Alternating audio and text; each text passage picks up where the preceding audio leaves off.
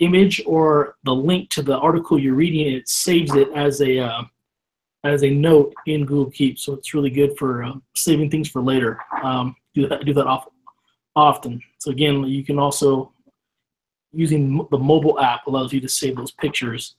There is a Chrome extension where you can save if you happen to be browsing and reading something online on your computer. So you're using Chrome. There's a Chrome extension. If you go to the Chrome Web Store, where you can save to some website that you're looking at, you want to refer to later. It'll save the link to it also in Google Keep. So there's really a variety of ways to use it. But most importantly, let's talk about how to do it with students. First of all, it's a great way to get students to start jotting down instructions. Real simple way. I like to use it for students to take notes during a gallery walk, a guest speaker, or a video. So when I'm doing a gallery walk, it all depends on your school's policy from mobile devices. I'll let kids use their. I mean, they're so good at typing with their thumbs. I'll say, here, take your phone out, use Keep, and take notes as you browse the gallery walk. It's great for taking quick notes as a guest speaker. It's pretty cool to take notes on a video. We'll talk about using the Dualist Chrome extension later. When you split your screen in half, you have maybe the video on one side that you've pushed out to them using Google Classroom, and then you split on the other side, you have Keep open so they can take notes on Keep as they are watching the video. So that's pretty cool right there. Google Keep now has been updated where it really integrates with Google Docs now. Any Google Keep note you take, there's an option. If you hit the three little dots on that note, what you can do, it'll copy all the information on the note straight to a Google Doc saved in your drive. It creates a brand new doc for you. So if you're taking notes with Keep, it can be transferred immediately to a doc, which can kind of spur that writing process. I think that's pretty cool. The other way that it integrates with Docs is that now you can go to your tools in Google Docs, and Google Keep will be an option now. And on the right side, you'll see a little a pane will on the right side of the screen will open up with all your Google Keep notes, and you can go from note to note and transfer information from that note directly onto your doc. So it's pretty cool that way. Group projects, again, using the sharing function, kids can share to-do lists with each other. And that's very good for collaboration. The way I always do it with students, I have them to set the time and location-based reminders for homework. In my district, we spend lots of money giving them these paper planners that pretty much they just tag up all the time. They're doodling on. They may write stuff down, they never look at it again. But guess what? They're always using their phones. We know they're going to look at their phones. So I tell them, hey, your homework, okay, before you leave, write your homework down in a Google Keep note. And I tell them, if you know what time you're going to do your homework tonight, set that time reminder. If you don't know what time you're going to do your homework, set the location-based reminder. Put your address. And when you get home, it's going to remind you. And I tell them, well, Keep will remind you to do your work. It can't make you do it. So you see that notification, if you just swipe it, that's on you. But we're helping to really help students eliminate that excuse, oh, I forgot.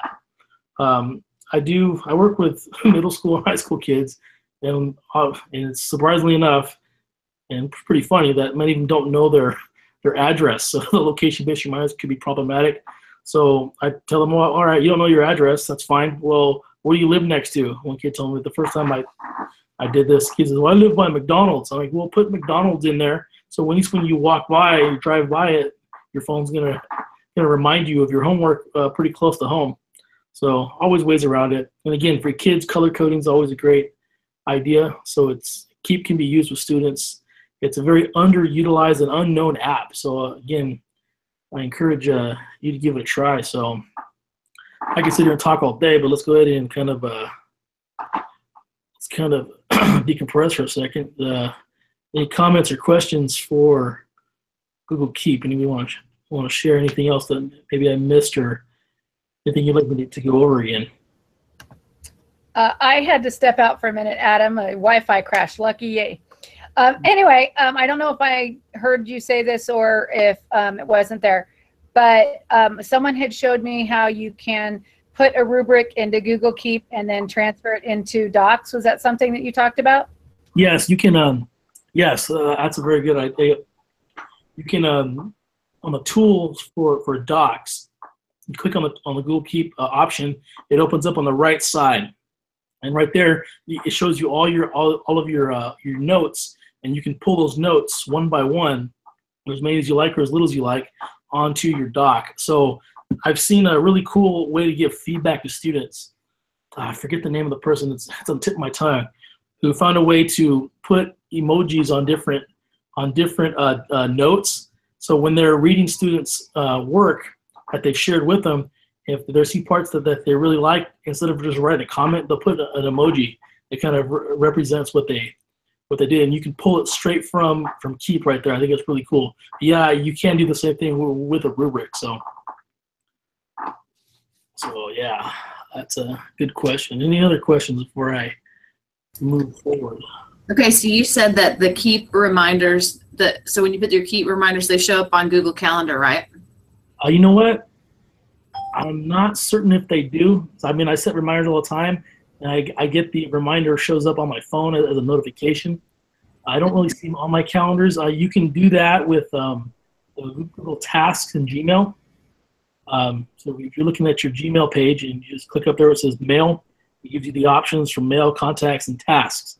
You can set little reminders. It's kind of similar to Google Keep, doesn't have all the features, but when you set the reminders on those, it will show up on your calendar.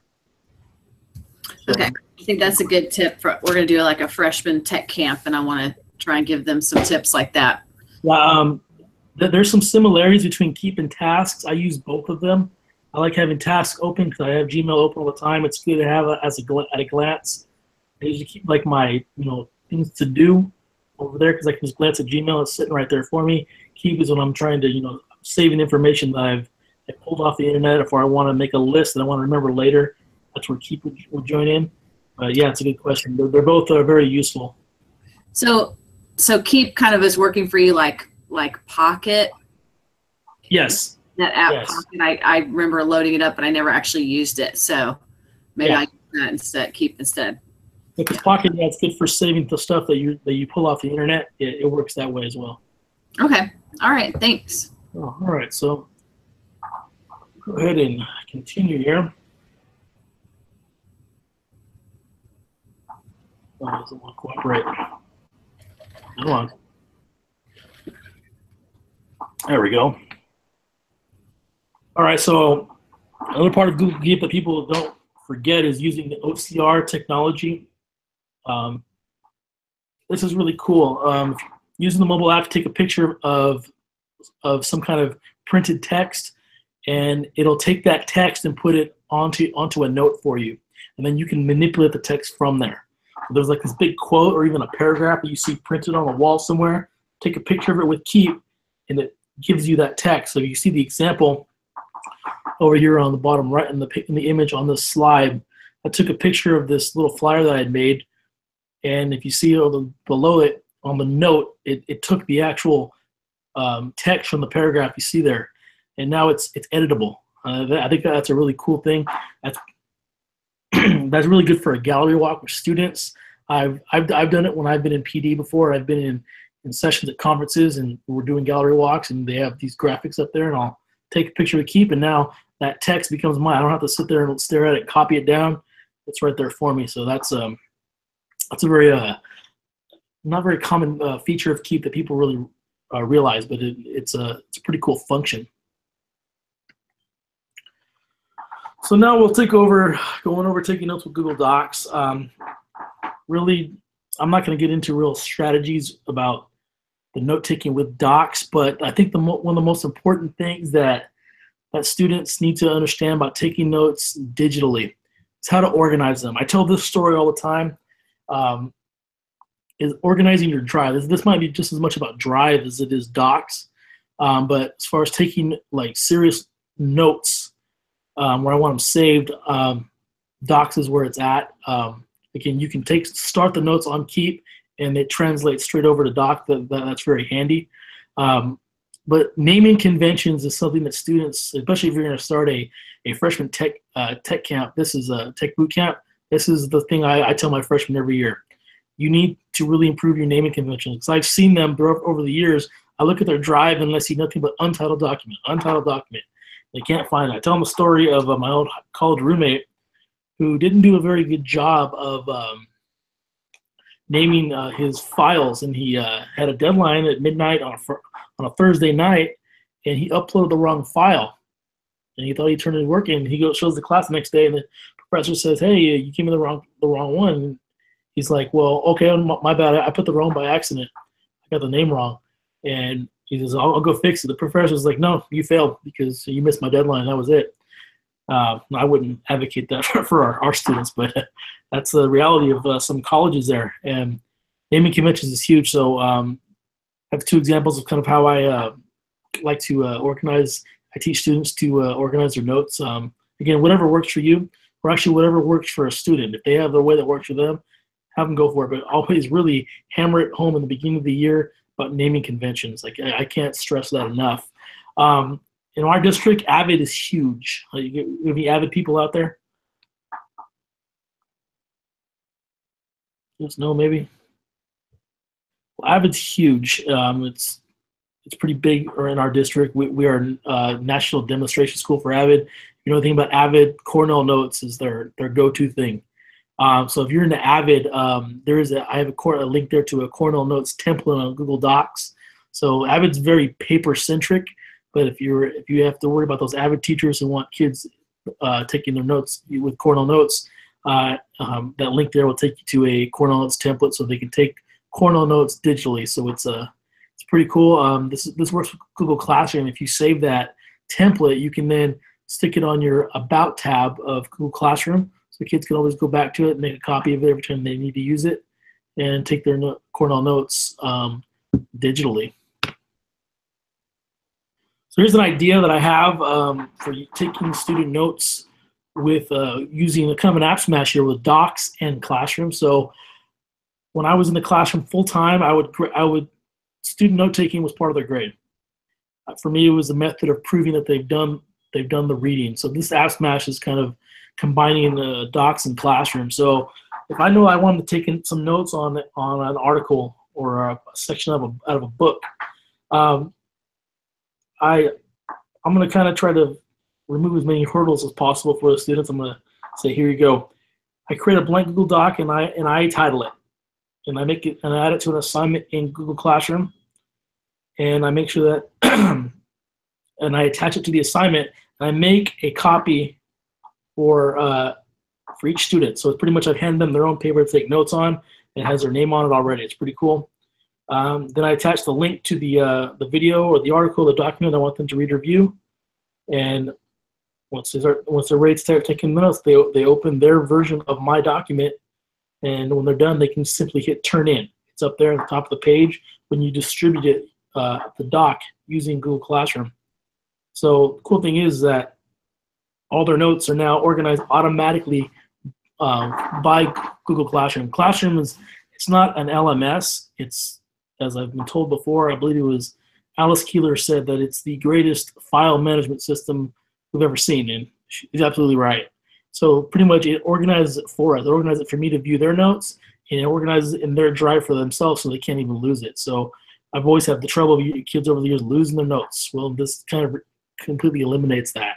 I have the kids use the Duelist extension so they can split their screen to view the document, the article, the video, and watch it on one side, take notes on the other. Again, Classroom, it files and organizes the notes for you. It's a brilliant little app smash that I've been using for a couple of years now. So, I mean, that was drinking water out of a fire hose. So I'll go back to any questions about that little app smash. If you have any comments, some feedback, I'll open the floor for a minute. So I have a question, not so much about the app smash, because I think I got that covered, but about the extension for the Duelist that you talked about.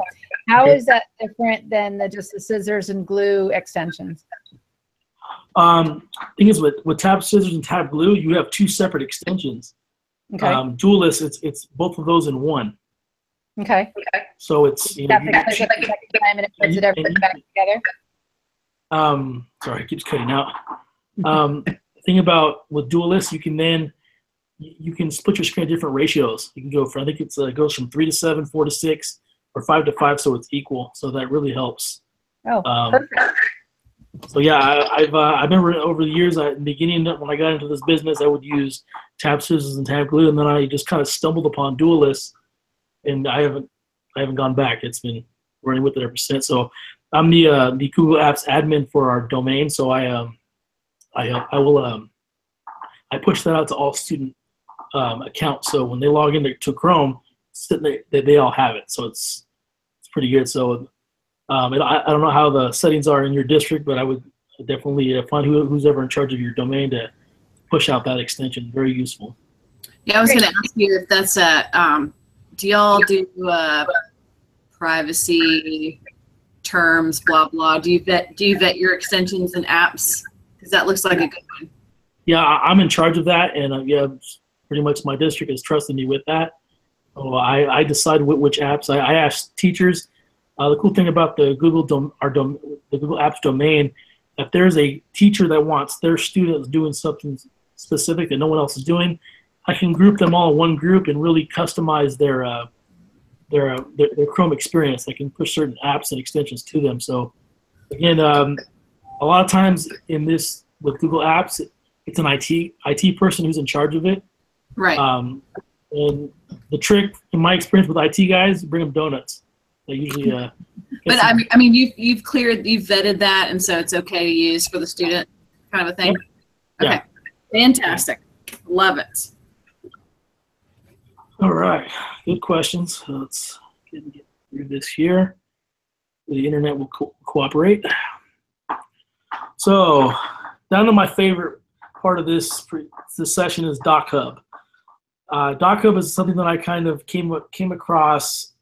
I stumbled upon it. I was I was new to Google and I was learning it, and I wanted a way to annotate PDFs was what I wanted.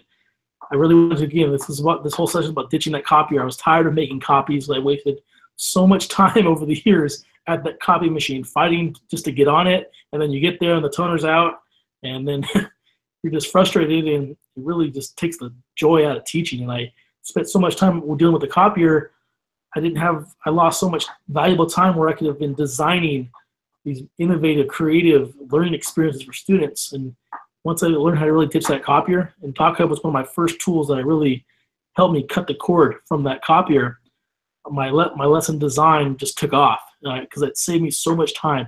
It's really great for efficiency. So we have a lot of these great resources that we've developed over the years. Usually the word worksheet is a kind of at least in circles where I run, it's kind of a bad word.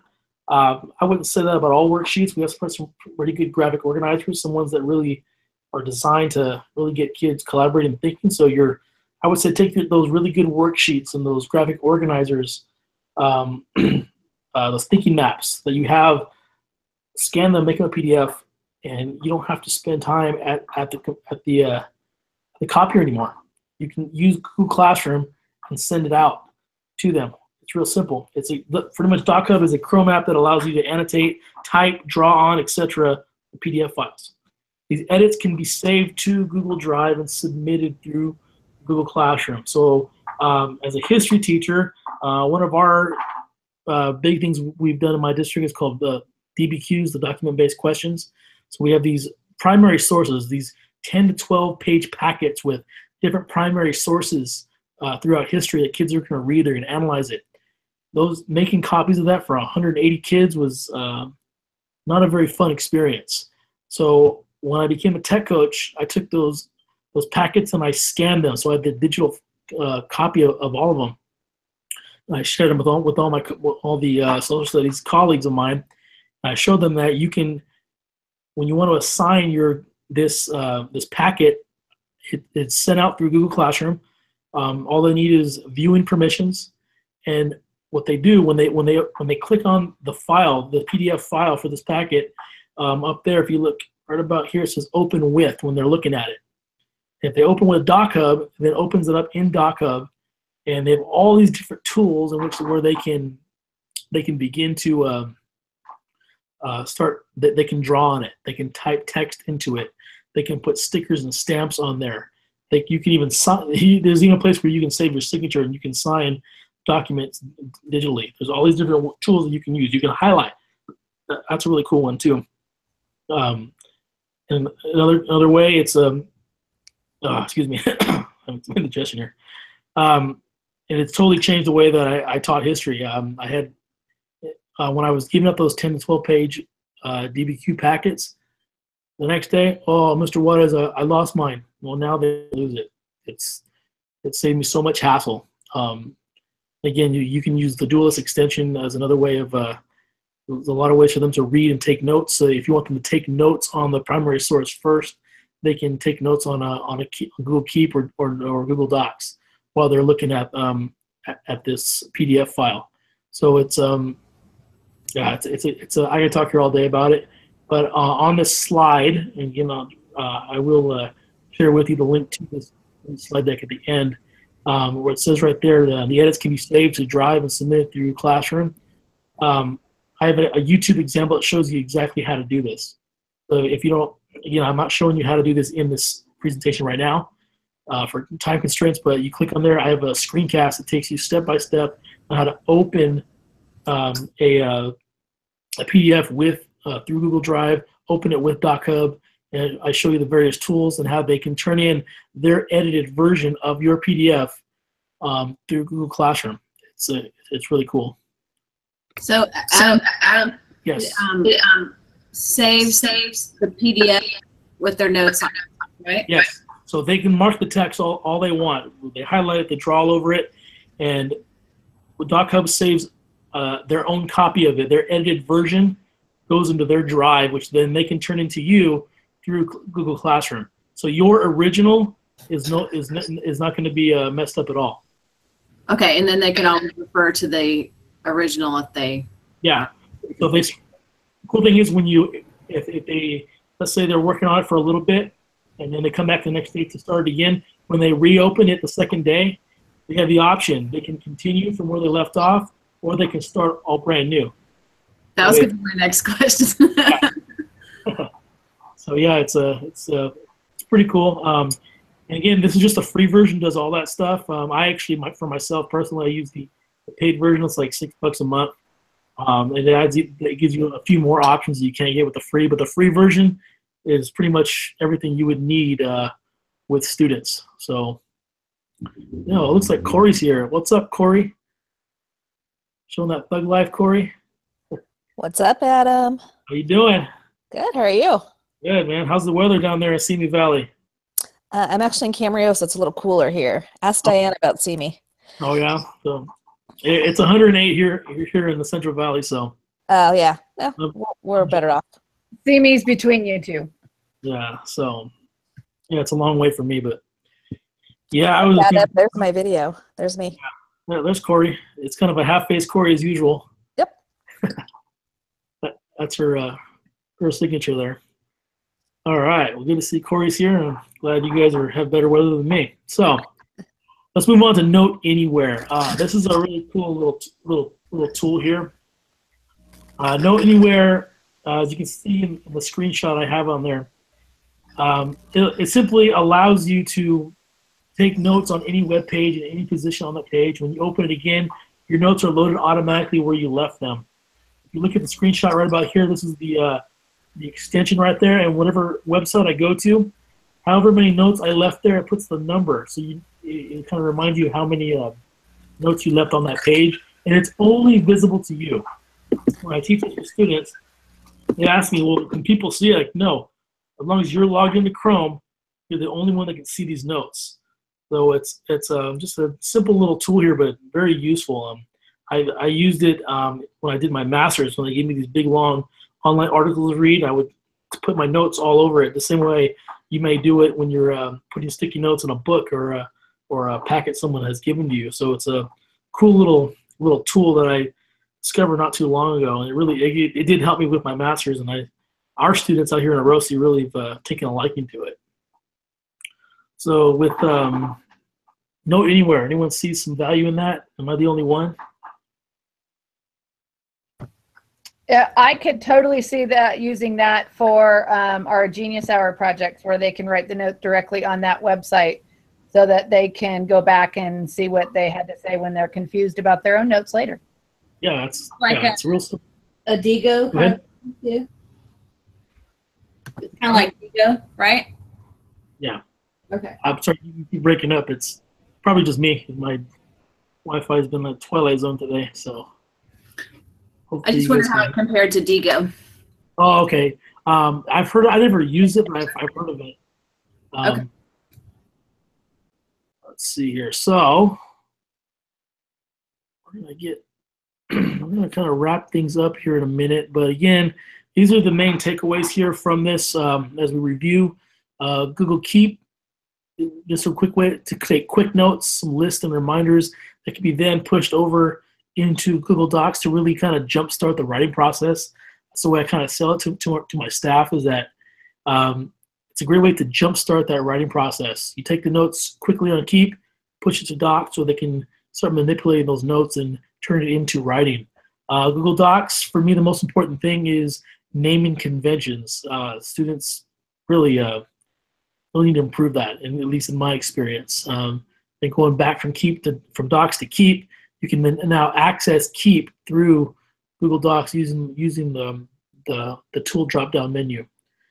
Doc Hub, it's again, like I said earlier, it's like free Adobe. Annotate, type, highlight, underline stuff on PDF files, and again, it does integrate with. It says Docs there, I should say. It integrates with Google Classroom. The Duelist Chrome extension, in review here, it splits your screen in different ratios, so it's great for reading articles, taking notes, or watching videos and taking notes. So it's really good to teach students that multitasking. The way I remember, I kind of discovered Duelist when I was doing my master's a few years back, and the way I would take my notes, I had a doc open on one side, my article on the other, and I would highlight, copy, and then boom, paste it over immediately. Think of the CASP, having students having to drag and drop and go from one window to another. If your students aren't very familiar with that, and I know our kids were, the first year of the CASP were just completely, they were mind blown. They didn't know honestly what they were doing, especially with the layout and the touch and feel of the CASP.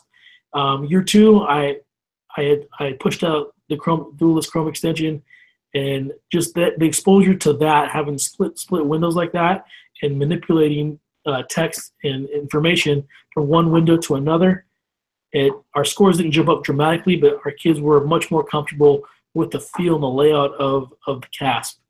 So that's a kind of a cool little byproduct of using Duelist.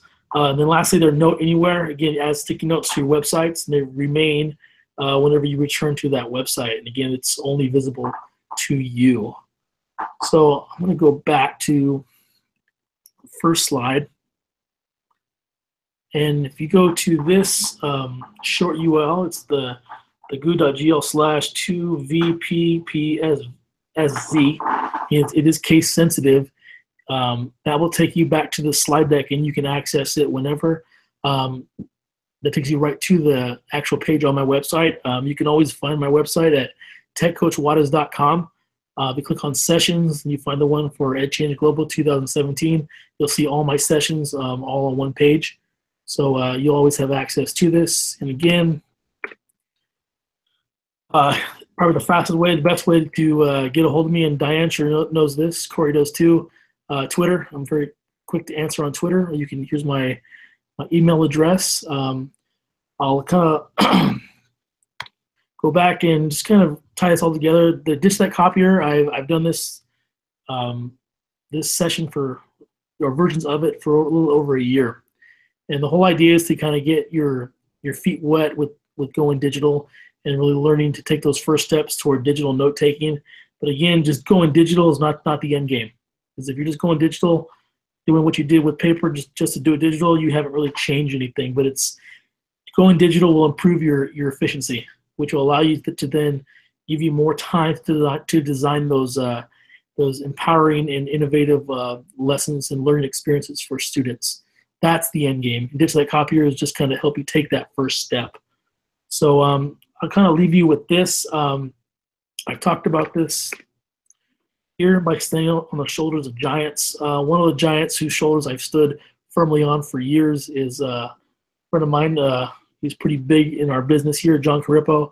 I've known him since I was 4 years old, and No way. he's inspired me. So ever since I was 4 years old, he's been an inspiration in my life. We could talk about that later. It's a talk about it for a while. But John, the first time I sat into a session with him, the biggest thing I learned from him was what he said at the very end. And John said that, whenever you do a session with me, you have free tech support for life. And he gives out his cell phone, about 5 or 6 different ways to connect with him. And I tested it out. I've heard people say that when you do reach out to him, he responds promptly and as fast as he can. I mean, someone who's a titan of our business will go to someone who's brand new like that and connect with them. That's huge. And I've benefited from that. And if someone like John Carippo can do that, I can do the same thing. So again, like John does, if you come to a session of mine, you have free tech support for life. Tweet me, it's probably the best way. Email me, however you like. You can find all my contact information on my website, techcoachwaters.com. You can just do the Contact Me tab and find a way to connect, and I will get to you as soon as I can. So yeah, that kind of wraps it up. A few minutes early. I kind of have to continue with another session here in a minute. So kind of a busy schedule.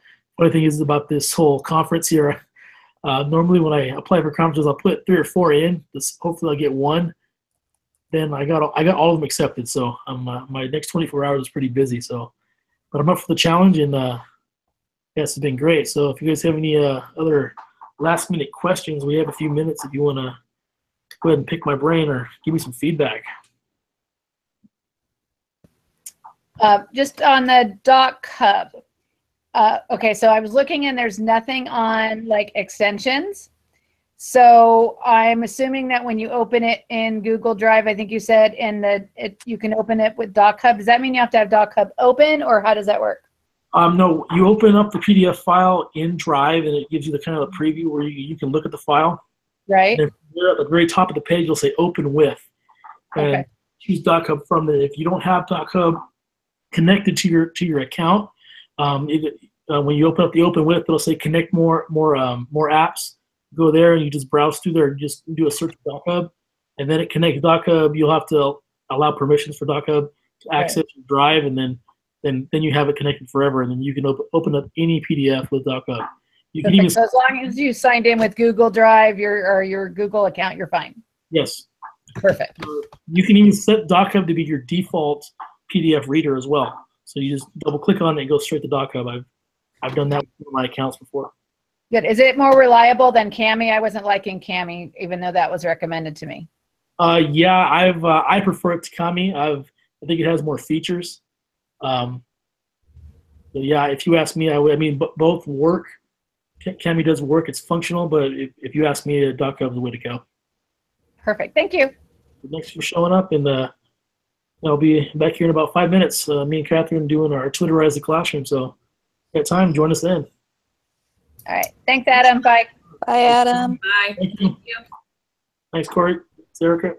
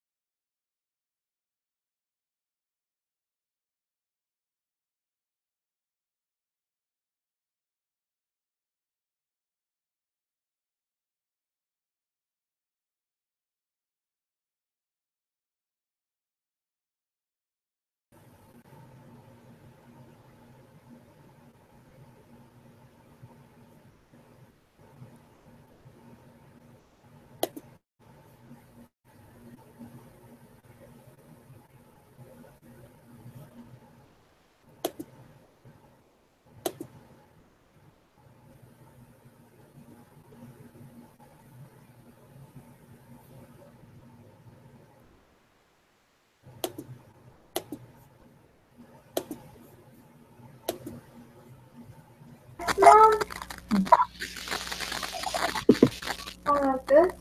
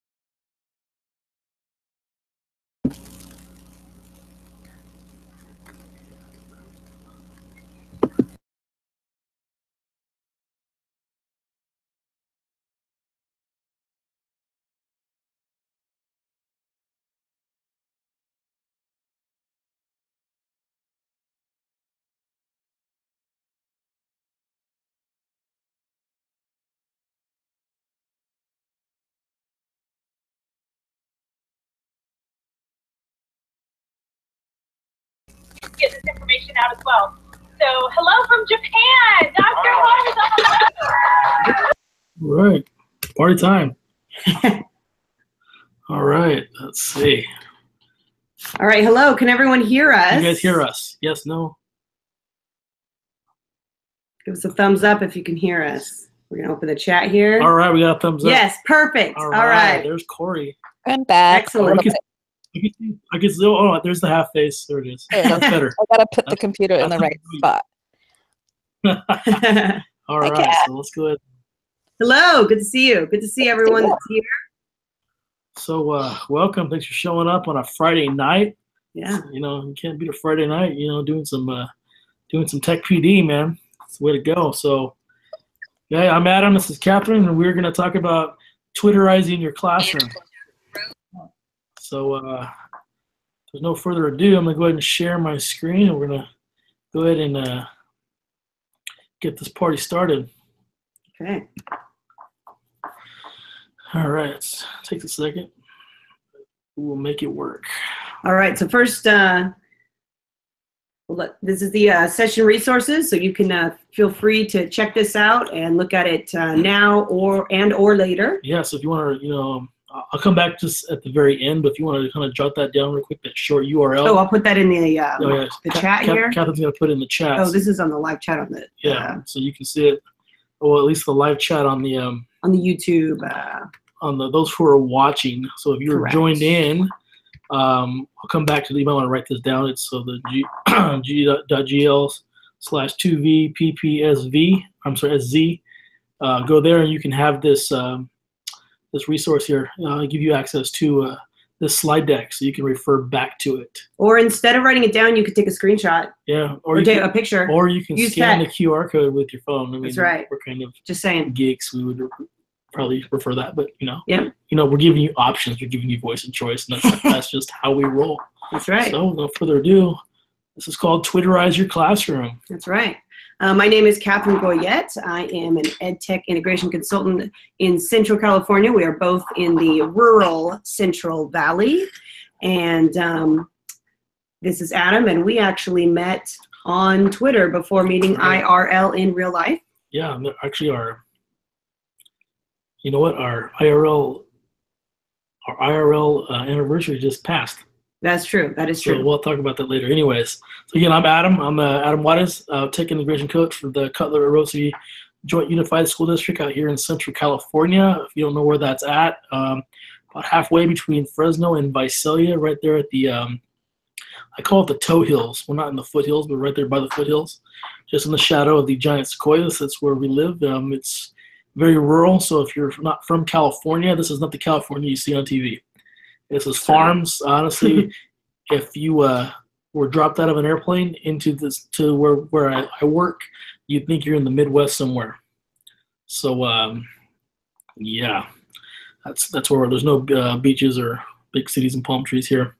So that's the population we kind of serve. Very, very rural. A lot of migrant farm working families. That's who we deal with. So this can be done with anybody. So Twitterizing your classroom, very fun. Let's get this show on the road. Absolutely.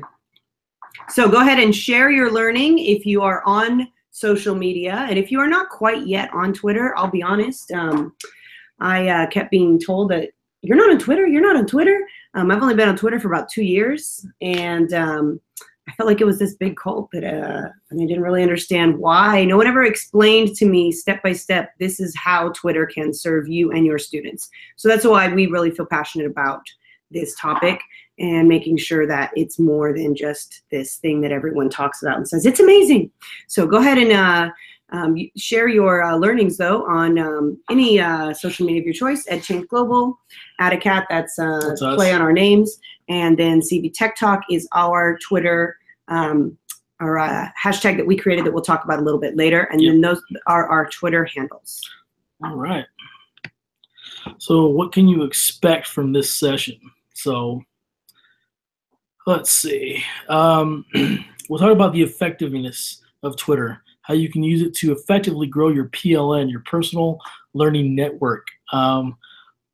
Tupac had a song that says that you ain't, well, I won't say the word, but you're pretty much nothing without your homeboys.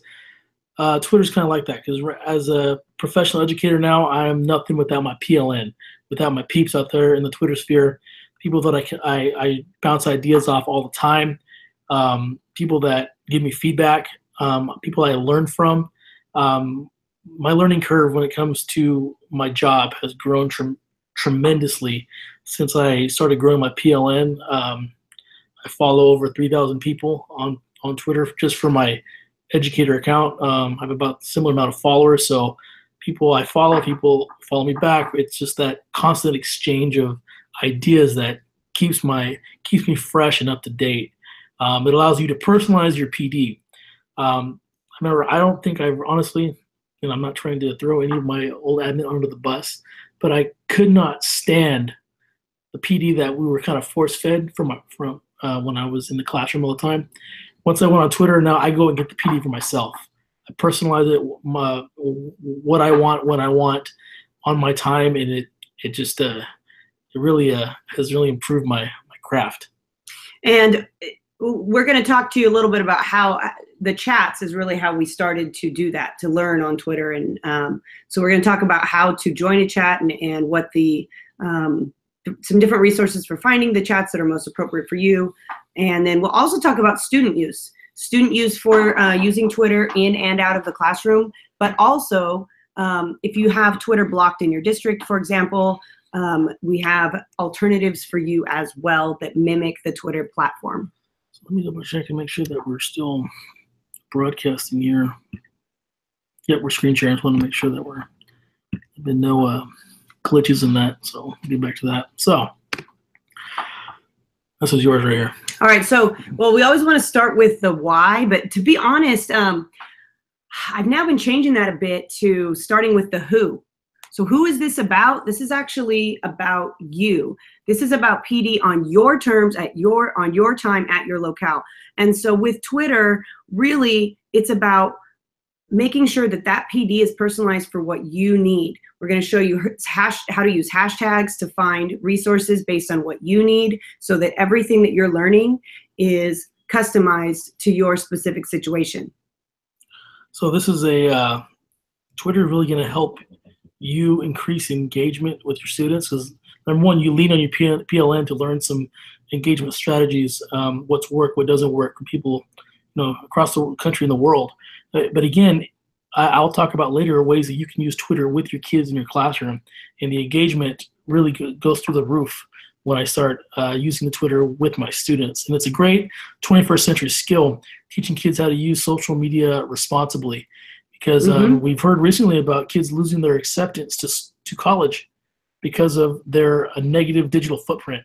So this is a really good way to really teach students how to get that going. And so if you're going to be interviewing for a job or getting interviewed for acceptance of college, and a admissions advisor or a prospective employer Googles you, what are they going to find? So this is a good way to really show them the positive power of social media, and to begin creating that positive digital footprint. And they're familiar with this platform anyway. They're already familiar with using technology to connect, to make those connections, to interact together. And so leveraging something they're already familiar with and then connecting that to make it relevant to our content that we're teaching them can really make a big difference. So collaboration fuels growth. When we talk about collaboration, we're talking about reaching out to your PLN, reaching out to your peeps out there in the Twitter sphere or any other social media for that matter. We like to use this kind of metaphor here. You got to feed yourself before you can feed the team. You got to go out there and feed yourself with those cutting edge innovative strategies that people are doing all over the world. People who are doing these great things with their students, they're sharing their knowledge for free on Twitter. Pretty much anyone in education is on Twitter sharing their information, their ideas for free. You just have to go out there and get it. And then once you go out there and get it and you've kind of consumed it and you've synthesized it, then you bring it to your team. If you're an admin, your team is your team of teachers. If you're a classroom teacher, that team is your students. You're going to go out to the world and get it and bring it back to your site. So it's again, I'm by no means a Dallas Cowboy fan, even though Ezekiel Elliott here did help me win my fantasy league last year. But I love this GIF here, because whenever he does something good, he always does that little feed me thing, spinning his hand in front of his mouth, like feed me, feed me. That's kind of what Twitter does for me. And again, after he feeds himself, he gives that nod, the first down nod, giving some credit to that big gigantic offensive line that helped him accomplish his goal. So it's not just about Twitter. I mean, as far as feeding yourself, there's a lot of different places that you can go through social media. If Twitter is, we're certainly going to talk about why that's a great platform, and as far as the collaboration opportunities and the way that you can have conversations that are quick paced. But there's also other places too. There's Voxer, there's Google+, there's Facebook. There's different areas that you can grow your PL in. And so look beyond if there's other things, other areas, other platforms that you're more familiar with and that you prefer. So this actually, I have to tell a story with this particular quote, because this is a quote taken from George Couros, who is the author of Innovator's Mindset. Amazing, innovative educator. He was a principal up in Canada and has written this book, goes and speaks all over the world. And so we were reading his book, and I noticed, I thought, gosh, I'm planning this big event, this ed tech learning event called Tech Rodeo in the Central Valley. What if he would come and speak to us? So what I did is I follow him on Twitter. I noticed he had followed me back. And so I sent him a direct message on Twitter and said, hey, you don't know me, but I am planning this regional event, and I would love to have you speak if you're available, because we are reading your book, and it's been very well received. He gets back to me within 20 minutes. I was so edu excited that an edu celebrity that was edu famous got back to me. Super amazing. So the connections that we can make through social media is truly incredible. So his quote here is, if you don't know Twitter and hashtags, you are at risk of becoming illiterate. And I really do feel that our students are already familiar, many of them, with this social media and with the way that they can leverage this and make connections.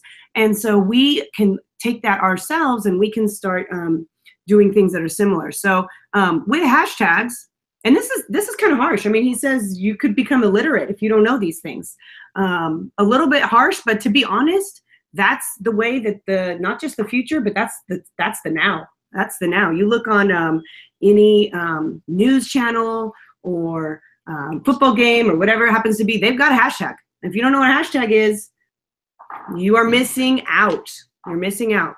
So what we have here is an evolving list of education hashtags. If you click on that when you on our presentation there, a list of all sorts of hashtags based on your specific needs. So if you're a science teacher, hashtag NGSS chat, next gen science standards. If you are a primary teacher, hashtag K2Can2.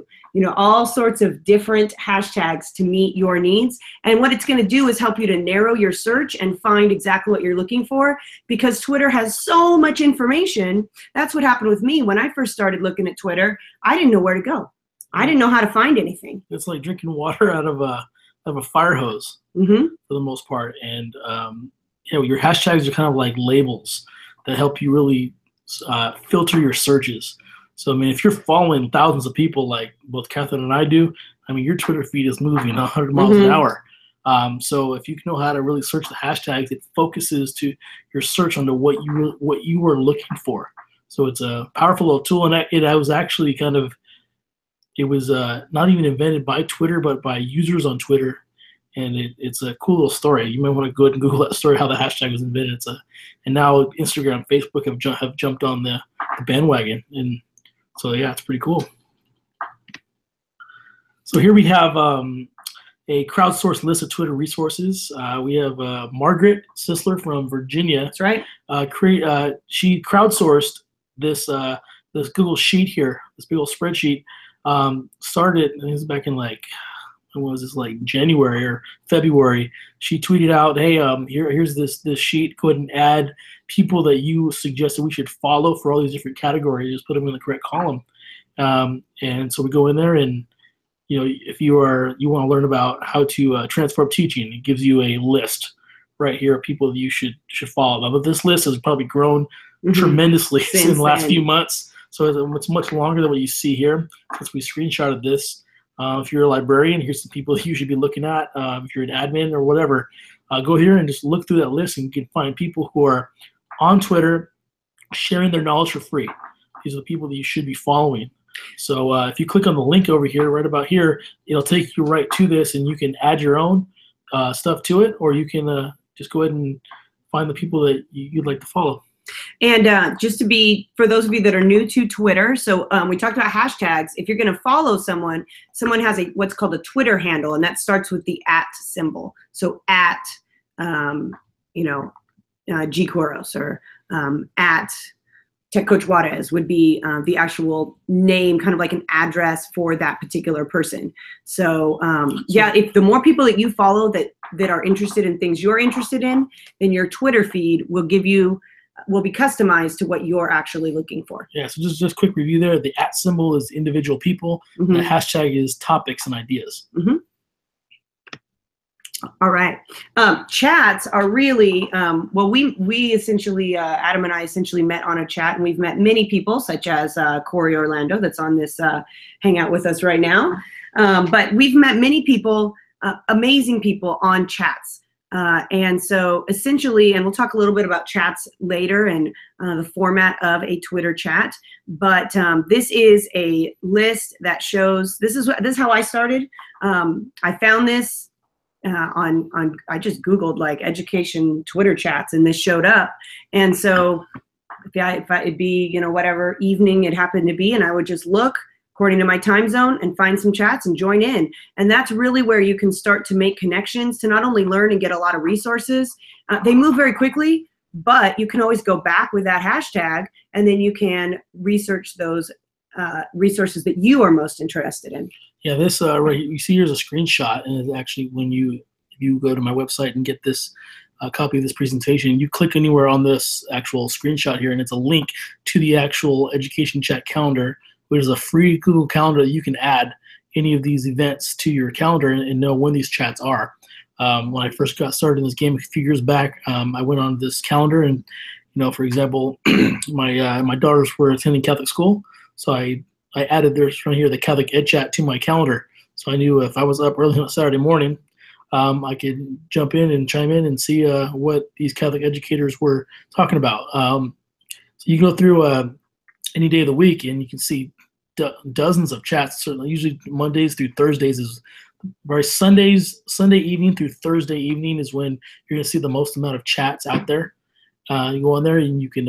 This calendar really allows you to kind of see what's going on, and it's pretty cool.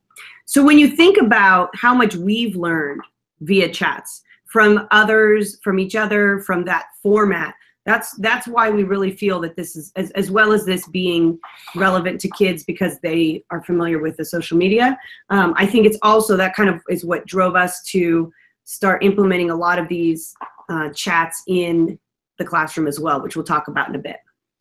Yeah, we got a good comment here from Jose. Talks about participate, learning curates, education chats. They do. Yes. We just got our chat. We'll talk about in a second. CV Tech Talk is now it's on participate. So yeah, that's another great tool to go ahead and find chat. So yeah, great comment there, Jose. Thanks for sharing. So let's talk about CV Tech Talk. You want to go ahead and sure. So essentially, what this how this came about, I was at a single school site. I was a coach, quasi-admin at a school site, and I had 19 teachers. And even with 19 teachers, I felt that I couldn't be everywhere I wanted to be. I couldn't be supporting teachers as much as I wanted to.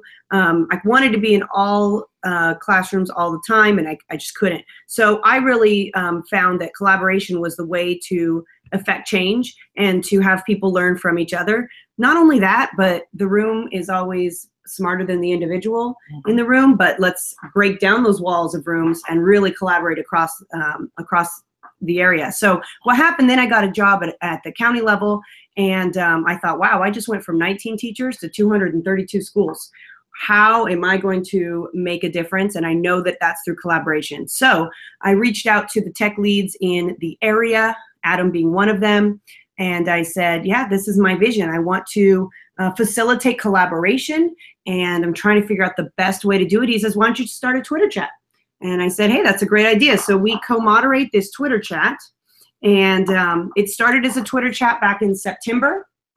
And then we started telling educators, hey, if you do something cool in the classroom, tweet it out, add the hashtag CV Tech Talk so we can learn from each other. And then it really has grown to be beyond just our valley. We've got regulars from across the country, sometimes across the world, and it's been an awesome. We now have a website. We had a book study by request. We're studying Launch by John Spencer and AJ Giuliani. So it's really become a place where people come and learn and share and collaborate together. So yeah, out here in the valley where we live, Central Valley, California, it's very rural, very flat. A lot of these small towns that are almost like they're on islands, and there's a lot of great things going on. All these small town schools. The thing is, we don't know what somebody else is doing a few miles down the road.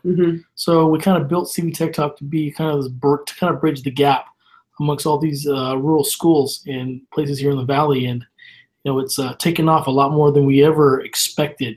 So the whole idea is on a Twitter chat is to come together, and we started off with some locals who are our regulars, and now we have regulars from across the country.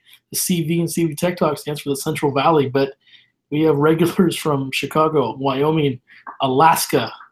We've had people from Europe and Asia, all over the world who've joined in, and it's really kind of built that PLN it brought people from across the world to the Central Valley, and it's been very refreshing. So if you are on Twitter and you want to be in a chat, we really like, you can go to twitter.com and do it that way, but we really like TweetDeck, tweetdeck.com, and you can authorize Twitter to handle your account this way through TweetDeck. And what you can do is you can tweet from it, but you can also have columns. So in this example, this was taken a while ago, but I have a column for notifications so that I know if someone likes something I tweet, if someone retweets, if they follow me, because I really want to encourage others to use Twitter. And so if someone follows me, I want to follow them back. If somebody retweets something for me, then I know, wow, that's something that is resonating. That's something I need to do more of, that kind of a thing. So I also have I'm able to follow hashtags that I'm interested in as well, and all at once. And it's much easier because Twitter can move very quickly and be a little bit overwhelming. Yeah. So again, we talked about hashtags help you.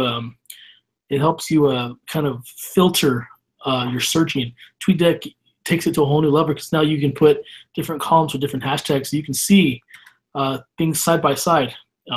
It's amazing. It's our Twitter tool of choice. Yes. Cool thing is, if you want to start your own Twitter chat, whether it's for your staff, whether it's with your students or with colleagues, cool thing is when you do a chat, you want to have your questions scheduled. TweetDeck allows you to send out your questions at predetermined times, so you don't have to do it on the fly. That really helps us. So again, TweetDeck, there's other ones like Hootsuite that I've used before. TweetDeck by far is the best one to manage a Twitter chat. One of our regulars, Lamar Treadwell, is pretty much a TweetDeck boss. Lamar Treadwell has participated in, I think he said, 4 chats using TweetDeck. So you use it to moderate and to participate in chats. So whenever I'm participating in a chat, I focus on that column for that chat, and it filters it all for me. It's pretty cool. And if you want to be crazy like Lamar and do 4 at once, yeah, you can focus on 4 columns and do your best to keep up. But he's got it. So yeah, TweetDeck, it's our Twitter tool of choice. So I'm gonna talk about using Twitter acting out in the classroom with your students. There's a variety of ways you can do it. It can be high tech, it can be low tech, or even no tech, but we can really kind of leverage the power of Twitter. You're showing I noticed the first time I started doing this with my students, the power when I put that little Twitter bird up there on the screen, they seem to perk up real quick. I have their attention. So what I would do, we'll talk about first of all how I use Twitter for instant response. In my high school history class, and I've done it with middle school as well, I would take, I had 9 table groups, and I went through and I created a Twitter account for each of my table groups, and I managed it. And the way I managed it was because there's a trick. I have a link to that trick right here where you can make multiple accounts for one email address. I didn't have to create all these new emails to create new Twitter accounts. This article, oops, go back. This article right here on that link, multiple accounts for one address, tells you step by step how to do it. The Reader's Digest version of that would be that when you sign up for Twitter, you can sign up with your email for one account. And if you sign up again, type in your email, the same email again, but put a period somewhere in your email address. And then Twitter thinks it's a whole new account, but all the notifications and information goes to your email address. It's pretty cool. So I was able to manage 9 accounts on one email address. So that was very useful. So what I would do, I would never lecture for more than 5 to 7 minutes at a time. And I would say, all right, time for you guys to kind of like, let's go ahead and debrief here, and let's go ahead and go. I have them take their Chromebooks and they would tweet out maybe a video that kind of that encapsulates what we just talked about, or type a 140 character summary of what we just talked about. Or I would ask them to create some hashtags that kind of encapsulate what we just talked about, or resonate with them, or connects to their personal life. So the thing about hashtags is amazing. I love using the hashtag to make them make personal connections to their what they just learned. Okay, I taught history, and I would tell them, hey, whatever we can do to bring your personal life to help you learn this quote unquote boring history crap is going to help you remember it. Because I know most of you don't care about it. You're only learning it because we're making you learn it. But if I'm going to use the hashtag to help you personalize it and make it meaningful for you. So the hashtags, I use them as fodder for creating memes. Kids love memes, and hashtags really help them kind of start that thinking process to make memes. So it is one of my favorite stories to tell when using Twitter. Over here on the left, you see that picture there of, if some of you may have recognized already, that's Nicki Minaj. She's she's a rapper nowadays. Okay, I won't get started on rap music today, but that's a whole other subject. But I was teaching students about the Civil War. It was 11th grade U.S. history, kind of reviewing what I had taught them already in 8th grade. And we talked about the Union's battle plan. So for those of you who aren't history buffs, in the Civil War, we had the Union, which was the North, fighting against the South, which was called the Confederacy. And President Lincoln at the time did not want the Confederacy, the South, to break away. So he brought all his long story short, he brings all his generals together and said, what's our plan? So up steps Winfield Scott, one of our generals, and he says, you know what? I have a plan that I'm going to steal from nature. I'm going to call it the Anaconda Plan, where we're going to surround the Confederacy, and then slowly we're going to squeeze in until they have no place to go. They can't escape, and they have to tap out. They have to give up. And I taught that in about 5 to 7 minutes. I said, all right, go on, get with your table groups and tweet out 3 hashtags that kind of encapsulates what you learned, or something that kind of resonated with you, or something from your personal life to help you remember it. So during my little mini lecture, I saw a group of boys in the back who were giggling the whole time because they were onto something. And I didn't get mad at them, but I knew that they had made a connection. They thought it was funny. So I have the Twitter feed put up there on the screen, and what I would do, I would just focus on those 9 table groups accounts, and then as they would submit their hashtags, they'd pop up as instant response. And the group of boys, they were the first ones to put up their hashtags. And the first one they put was hashtag Mr. Fetzerman. And I kind of rolled my eyes for a second. I figured it out real quickly. I tell them, when you make a hashtag, I don't care how dumb or goofy it sounds, if you can make the connection and explain it, it counts. For those kids that, oh yeah, Mr. Fetzerman was our science teacher back in middle school, and that's where we learned about anacondas. I'm like, all right, brilliant. You made a connection, a real life to content connection.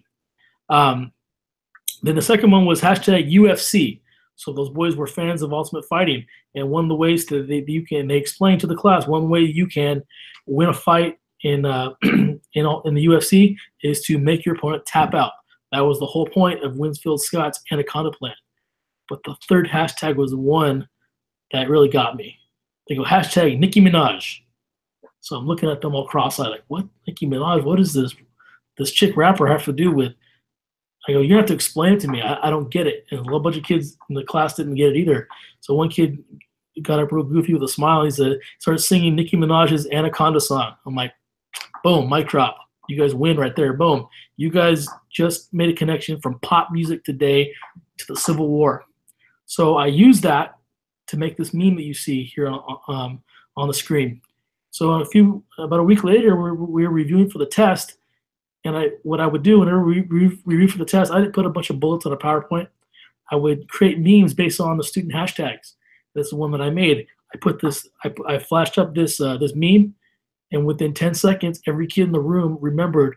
Oh yeah, they remembered what the Anaconda plan was, and they could explain the basics of it, and they remembered it, and it really helped them on that exam.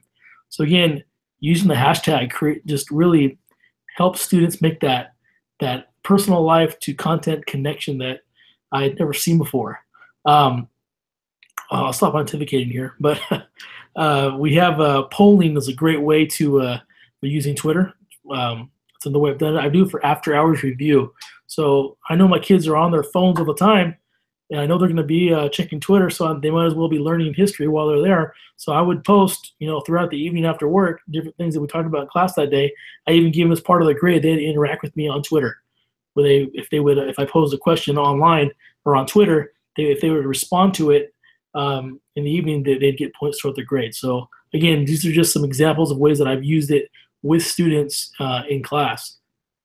I also, what's great too about just the concept of Twitter and what Adam had done in his classroom and I've seen done with others is that it's a skill for students to be able to take something they learned and synthesize that information into only 140 characters or simply a hashtag. And so that's something that is not done very often. And it's also easier for, I had some teachers tell me, oh, it's great for check for understanding because I don't have to read as much.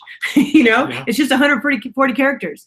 And so that's kind of a neat way to do that. With that, if Twitter won't work for you because your district has blocked it. I was in a district where the Wi-Fi blocked it even for teachers and stuff. So I get that.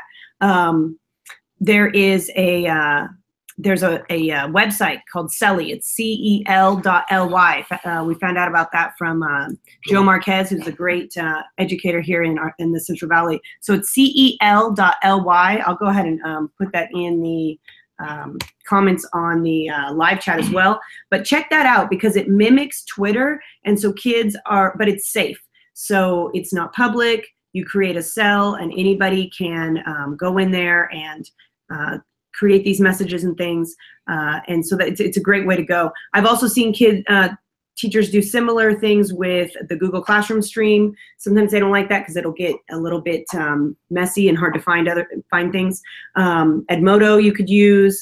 Some people will even use Google Forms, and they will ask the kid, you can limit the amount of characters that students use to respond, and then they'll put the sheet, the teacher will put the sheet that it creates from that form on the board so that kids can see what their answers were. But what I really think also is valuable, not only for kids to synthesize that information in a shortened phrase or sentence, but this also allows for interactivity, and it allows kids to learn from one another instead of having all of their answers just kept to themselves.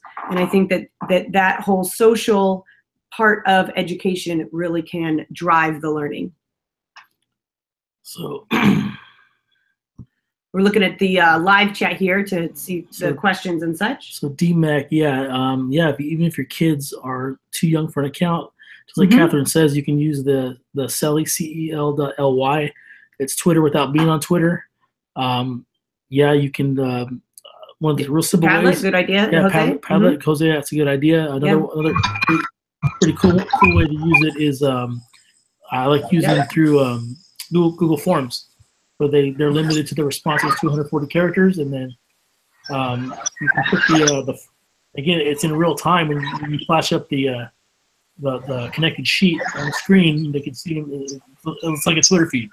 So yeah, there's a lot of ways around it. You can do it even with kids who are too young to have have an account. The way I used it, I created accounts for them, and I managed them, and I made sure the kids weren't getting on them when they weren't allowed to. So yeah, there's a lot of ways to do this. I also have seen teachers put sentence strips on their wall and then laminate them, and then kids will come up with a dry erase marker and make the their what resonated with them, what they learned, you can only fill this sentence strip and tell me what you learned today. And so that's a similar concept. Yeah, even before I even started using I think those 9 Twitter accounts for my kids that I manage, I didn't have enough whiteboards. So what I did, I took paper protectors and copy paper, and I kind of piecemealed one together on the wall.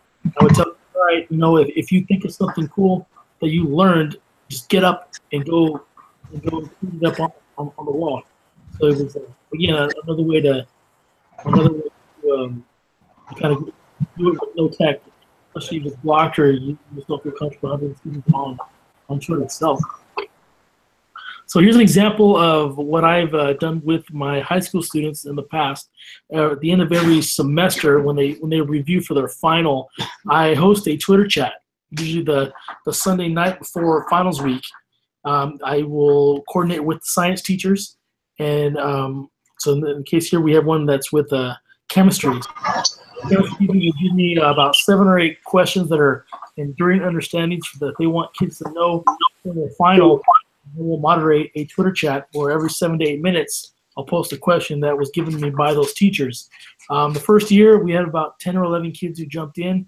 Last year we had somewhere between 30 and 40 kids participate in the chat, and it was very cool to see these kids participate in a Twitter chat and really see the power of Twitter to help them with their learning rather than just gossiping. So yeah, it was great way to do some after hours review. And then you're meeting them where they're at because they're on social media anyway. Yep. So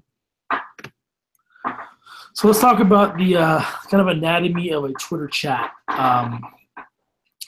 There's 2 ways that we talk about doing it, using either the Twitter website or the Twitter app, or using TweetDeck. TweetDeck's our Twitter tool of choice on our computers. There's no mobile app for TweetDeck, but there's plenty of mobile apps for Twitter itself. So first thing you do on either platform is go ahead and search the hashtag that you are looking to participate in that Twitter chat. So we have our example here. If you want to participate in CV Tech Talk, again, some shameless self-promotion here. Every Wednesday at 7 p.m. Pacific, we do CV Tech Talk. Well, we also, by the way, you can even see us on video because we do a live Google Hangout simultaneously. That's right. So anyways, just saying, hashtag. So first thing you do is search the hashtag in which you want to participate in that chat. So if you know if it starts at 7 like CV Tech Talk, go ahead and just go ahead and just search it. And if you're on Twitter itself, you click either. It depends on it. If you're on the app or if you're on a browser, you click either live or latest to see the most recent up-to-date tweets.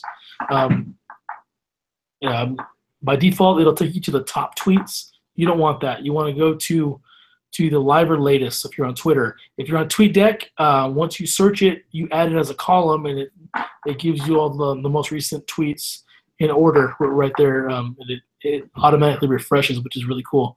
So TweetDeck auto refreshes on Twitter itself, on the app or on the website. You have to refresh it yourself. So you have to, I would say, every few seconds refresh it to see the chat as it moves along. So when you're ready to respond to a tweet, to a question in a Twitter chat, first thing you gotta do, you gotta click the tweet button. Usually the first question that is asked is the introductory question where you introduce yourself, say who you are, where you're from, what you do. And then once the first question comes out, it's gonna appear as Q1. They put the question and they have the hashtag. So go ahead and look at that question, and you ponder it for a minute, and then you come up with your response, and you answer it by composing your tweet following this pattern you see here. So when you're in answer question 1, you type A1. You don't have to put the colon, but just put that there. You put your response, and then you add the hashtag, whatever hashtag it may be. Again, the hashtag and the A1 is all part of your 140 characters. You got to keep that in mind. The other thing to remember is that you need to compose your own tweet, not reply to the question. Yes. But I'll be honest, if you reply to someone who's moderating and has put on that question, people on Twitter are very helpful, and they will not Twitter shame you. They will help you. We have Twitter saves all the time that we do for each other, and that we help those that are on our chats. So yeah, so again, it takes some practice. The first few times it's a little cumbersome, but once you get the hang of it, at the end of a Twitter chat, you come out so refreshed. mm-hmm. You're gonna catch yourself saying, "Oh man, it's over, but I want more." And you just can't wait till the next chat to come up. And what you do too is if you go on the same chat again and again, you start to see who is really who are experts at certain things, because everyone's got strengths. And so you'll notice, hey, they keep talking about this. I'm going to connect with them. And so connecting via Twitter it's a great way to build that PLN, to build that personal learning network, because you'll start to, something will tweak your interest, and you'll start to notice, they always talk about AR and virtual reality and things. If I have a question, I know who to talk to now. Yep. So again, it's long story short, this is about making connections. mm-hmm. For you as an educator, you're connecting with other like-minded educators. For your students, mm-hmm. teaching them the power of a hashtag really helps them to make that connection between their personal life and their interests and the content you're trying to teach them. So it's all about those connections. So Catherine and I we're here sitting here today conducting this session because of Twitter. We met on Twitter at different chats. We'd see each other and we'd interact with each other long before we ever met each other in real life. And it's so powerful. And with that too, you talked about connections, and for your students, allowing them to connect. Some of those students are shy; they don't really want to speak up.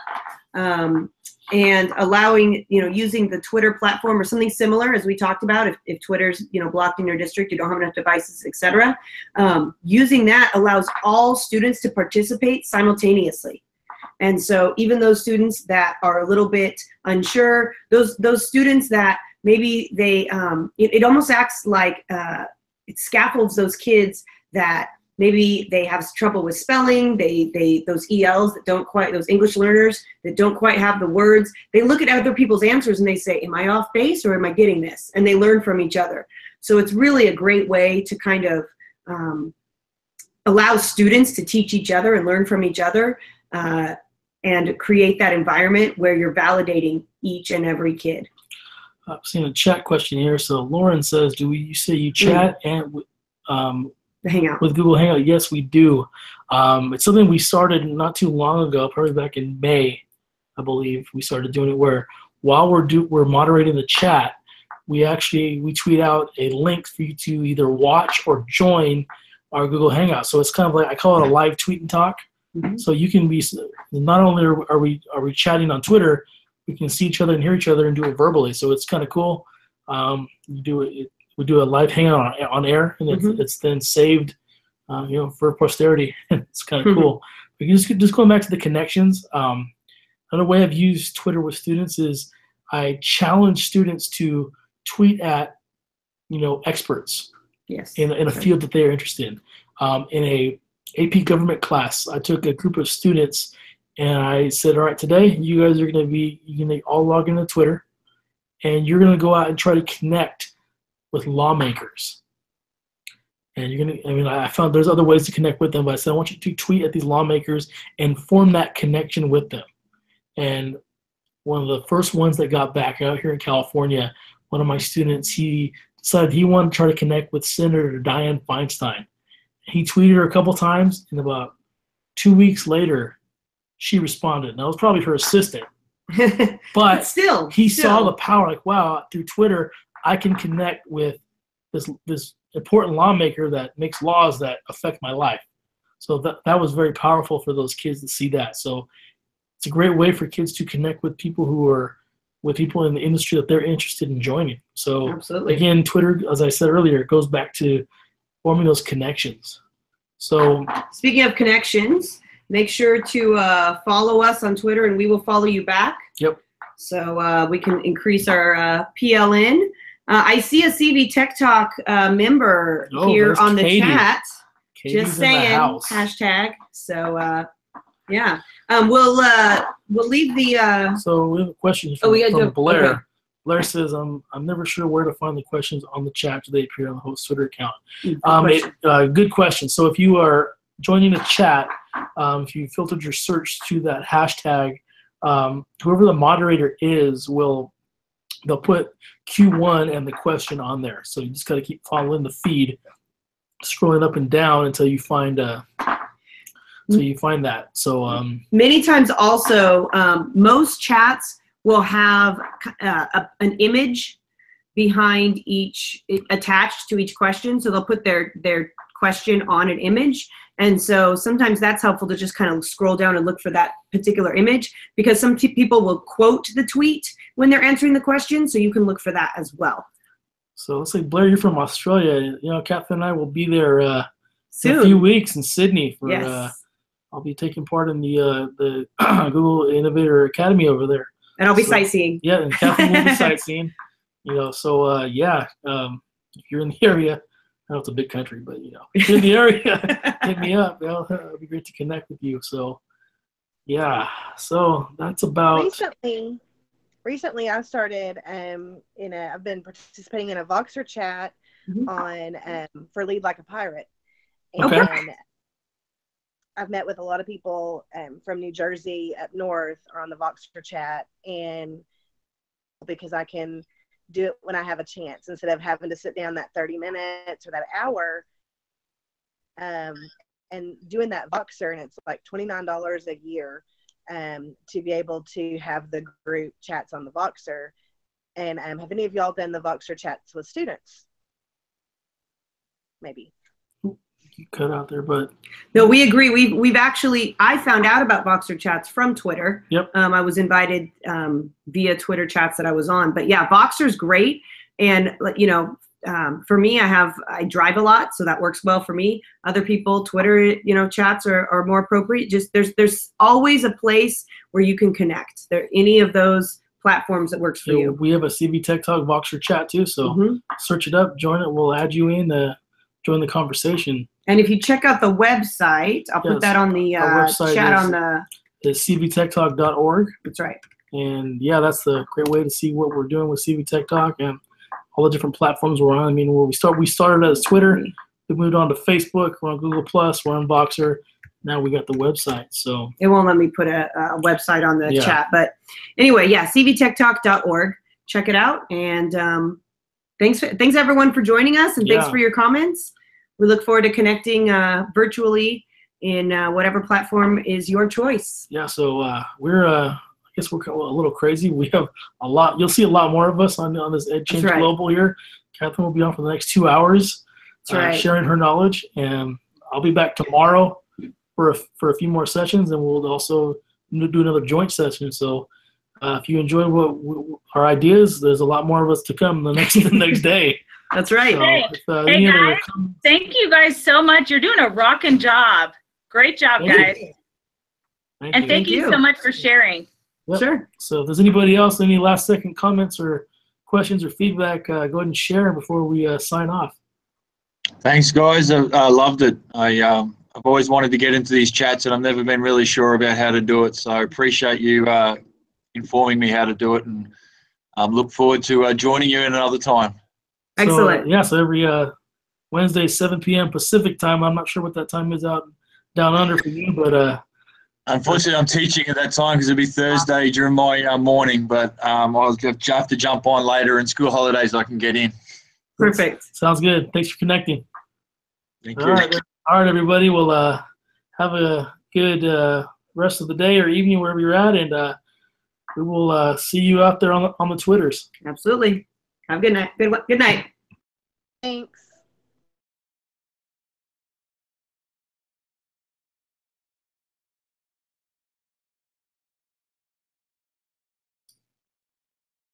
Hey, Trixie. Trixie, can you hear me now? Yes, I can. Can you hear me? Yes. We're good. Right, cool deal. Let me bring up our PowerPoint there. I think I'm just gonna Hi. Hey. Where's your video, Trixie? I'm getting there. I'm trying to. If we gotta be on video, you gotta be on video. Yay! I'm here. Amy's gonna join us too. Hi. Hey. All right, we're gonna be in the background watching and making fun of you guys. That's great. Perfect. Exactly what we were hoping would happen. Hey, I'm all about the AR/VR. You guys are awesome. Well, thanks. Okay, Denise, I'm trying to figure out how to make sure I share just the part. Okay. It says, the green with the arrow. It says screen share. Do you see that? Yeah, am I screen sharing now? Can you see it now? Yeah, I still see you. Yeah, okay. How about now? I'm still seeing you. You don't want to see me? I'm just kidding. Hold on, let me try this again. I guess I'm just going to have to go with my entire screen. Yes, now I see it. Oh, yes, you're good. Okay. All right, well, I can't see the, so evidently all I can see is that when I, so I can't see anybody or anything. All I can see is my screen. So. You can't see me at the bottom? No, because the only option I had was sharing my whole screen. So.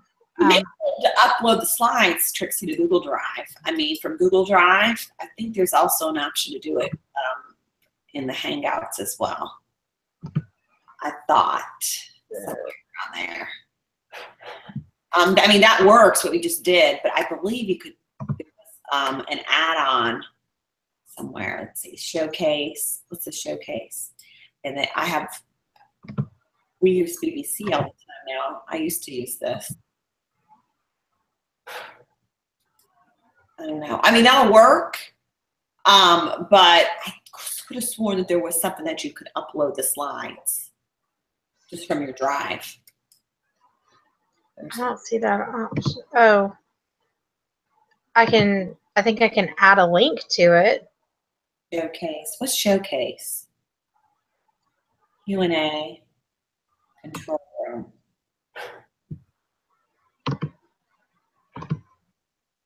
There, I just added the link to the slides in the side in the group chat, but I don't think that's what you wanted. Hi. Hey, Margaret. Hey, sorry, I'm just gonna mute myself and I'll whatever. Y'all get ready. I know I'm early. Y'all gonna be awesome. The one with Max. So I wasn't being rude. I wanted to come over here and make. God, no, he understands. He just said no. So you're amazing. Amazing. So okay. Thank you. We're trying to figure this out. Would you rather leave?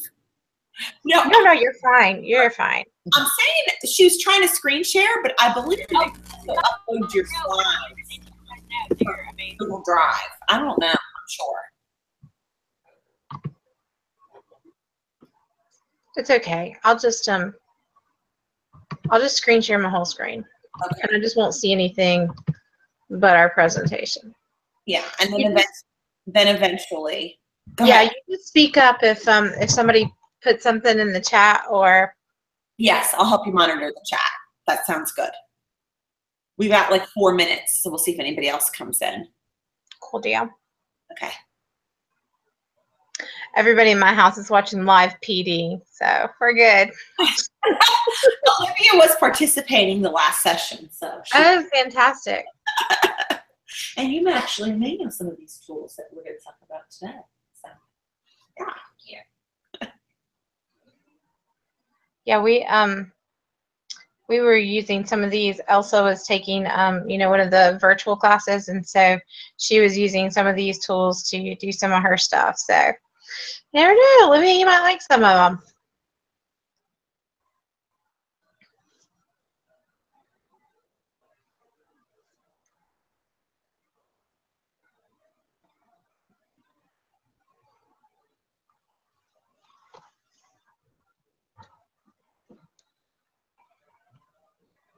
Denise, can you still see me and my screen or just my screen? Trixie, I just see your screen. Okay, good. Just want to make sure, because sometimes I make weird faces, and I just want to make sure to control my face. No, we just see your screen. Okay, good. You know I don't have a poker face, so I have to make sure I control my face. You're okay. We got 2 minutes and then we'll get started. Sounds good.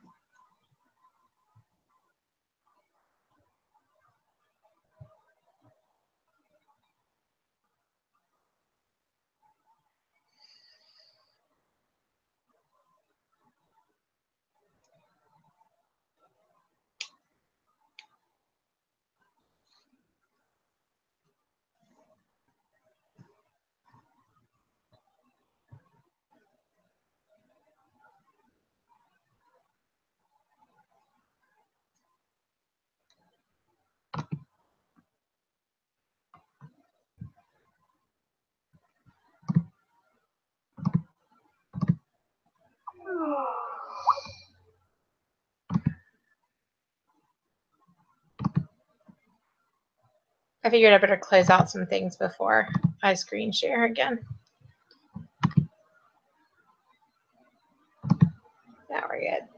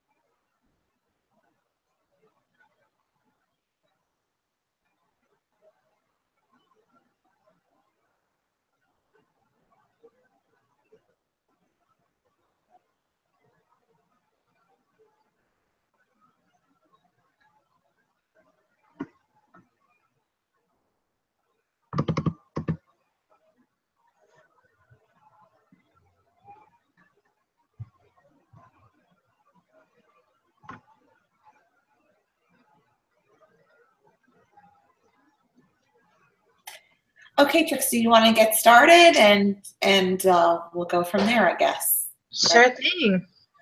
All right, so welcome everybody to the Technology Pachacucha. For those of you who thought that this might have something to do with Pokemon, I'm sorry, you're sadly mistaken. My name is Trixie DeRosa Davis. That is my real name, not just my stage name.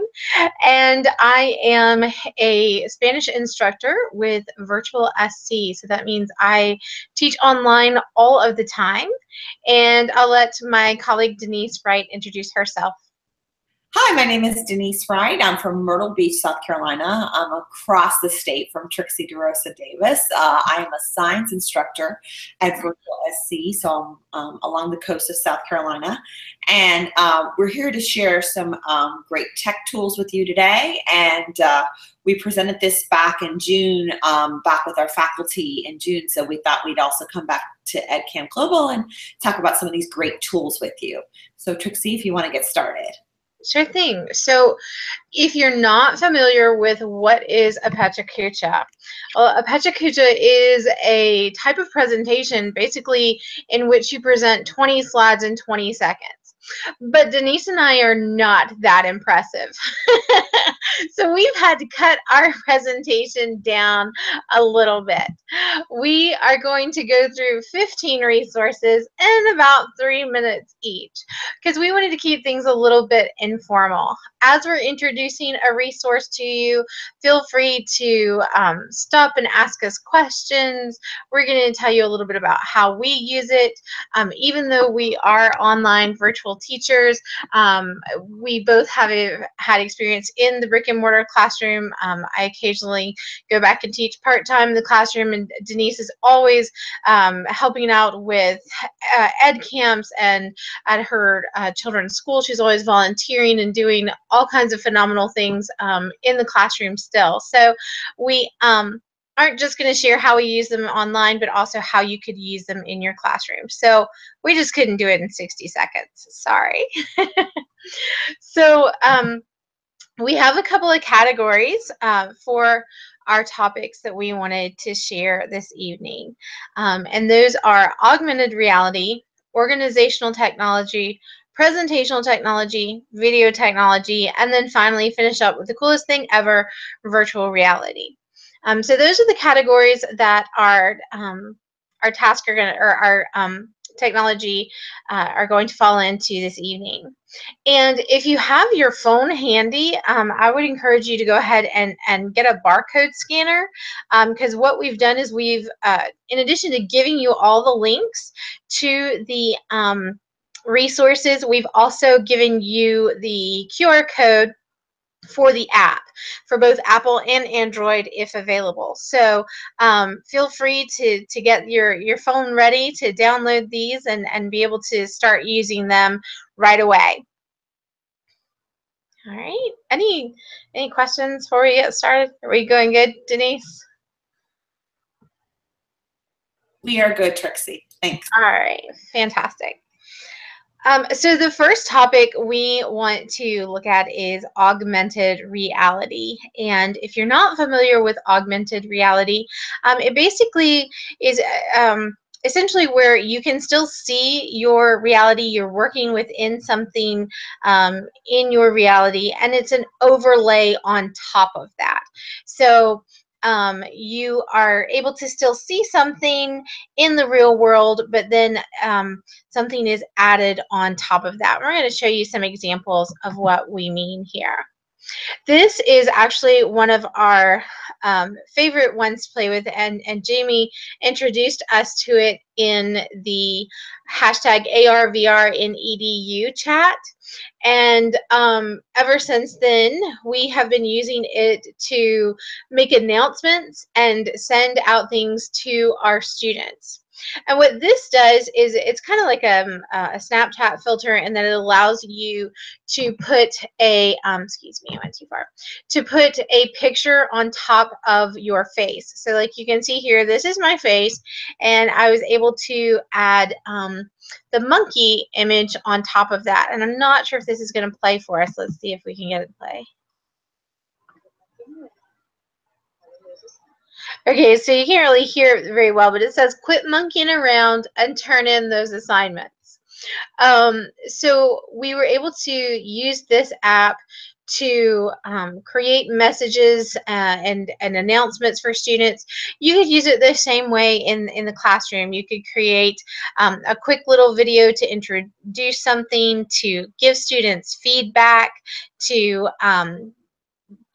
share on your website. It was very easy to record and download. You can see on the screen here, there's the QR code for both the Apple and the Android. This is available on both. You do get more options with the Apple, but the Android is just as fun. Some of the other things that we've used it for, there's like an ice queen on there. So I made one and sent my students a little message that said, if you don't turn in your assignments, I will find you. I think Denise has used one. There's an astronaut, and so you can actually like move your visor up and down as the astronaut. And she's created an announcement to send with her students there. So this is actually one of our favorites for us to play with and just kind of use it to connect with students and get them engaged in what we are teaching about.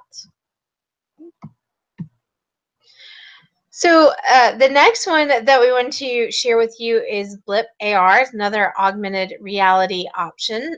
And again, you can see here is the URL, and then we also have the Apple and Android QR codes so that you can scan them and start looking around. So Blip AR is so cool because they are developing some really neat things. If you were to download it right now, the easiest way to use it, I think, is to have it recognize the items around you. So this is great for like English language learners. If you have a student who's, you know, just trying to learn the names of things, if you hold your device up in front of the image, it will scan the image and it will tell you what it is. So it'll pop up, like, for example, a chair or a table, and it will then link to all of the information about a chair, like all of the different types of chairs, and take you to a Wikipedia on a chair. So it just really makes all these connections for you. Additionally, they have now developed face software recognition. So you can upload a picture of your face, and when someone scans that picture, you can have it linked to all different resources. So like you can have it linked to your YouTube channel or your web page, or any number of things that you might have prepared ahead of time. Jamie shared hers with us a few weeks ago. It was extremely cool because it linked to her Twitter account, and so we could see all of her tweets as they were coming through. And so it's really neat the things that they are developing and using with the app, so that you can, you know, just keep seeing what new stuff they can come up with. You can also get an education account in order to start building your own blips. So there are things that you could create in order to pop up. So I haven't actually used this one with my virtual students, but I have used it in the classroom, and students were just fascinated by the way that it was able to use the recognition software to bring up the words and items for them. Denise, did you have anything you wanted to add about that one, or the one before it? Yes, I have great app. You're able to upload that right to your YouTube channel, which I've done that before, and send out the YouTube link to the students via text message. And I've also used it in my online class at the top. The blip bar, like I said, you use that more with your classroom students, Trixie. But those are on those two. But thanks. So the next one we have to share is Dottie AR. And the thing that I really like about this one is it allows you to upload your own image and basically turn it into a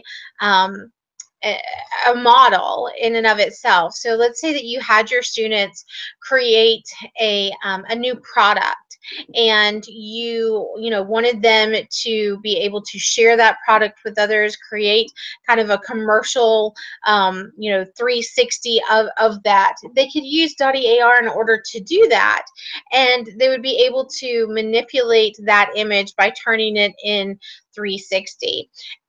The other cool thing about this one is that it also allows you to add a collaborative space, so you can actually chat within the meeting space for looking at that AR image as well. So lots of cool things happening with this one.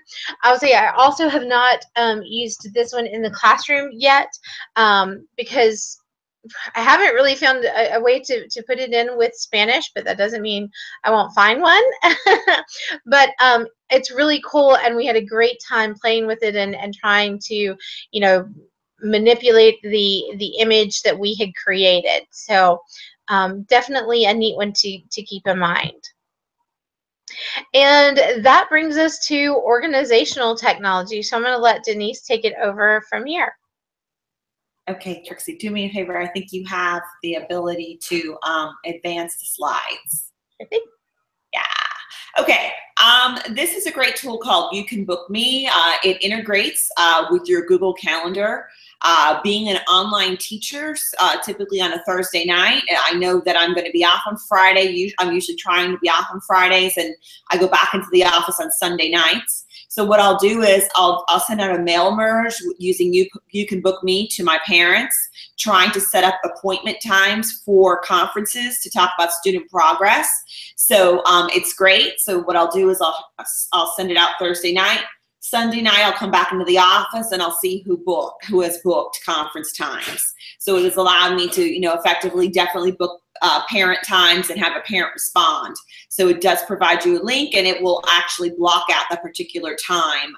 So it's great for scheduling conferences and not having to send that slip of paper home and, check it off, and then the student sends it back and you have to deal with all that. You can send the link out via email or remind me on 101 and your parents can sign up through that link. Is that like Doodle, or do you like that better than Doodle? I think I'm gonna have Doodle on there as well. I like Doodle too. That's okay. Talk, please talk. No.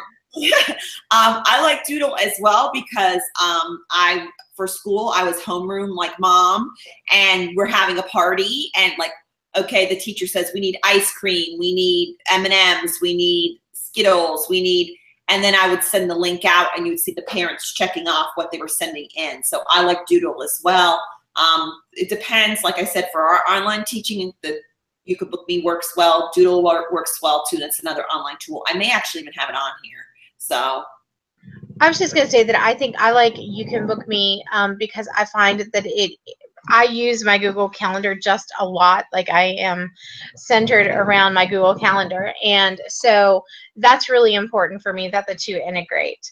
And so that's probably the reason that I prefer You Can Book Me, just because it's one less thing I have to kind of think about.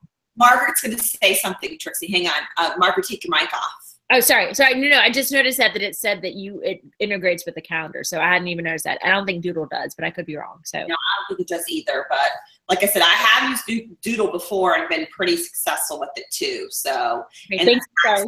Yeah, because you can export the list out too, and it's nice because I used it on my smartphone. You can see it checking off, so that's been helpful as well. Mm-hmm. All right, Trixie, what do we have next? Let's see. Google Forms. Believe it or not, we also found an add-on, which it contains what's called a choice eliminator.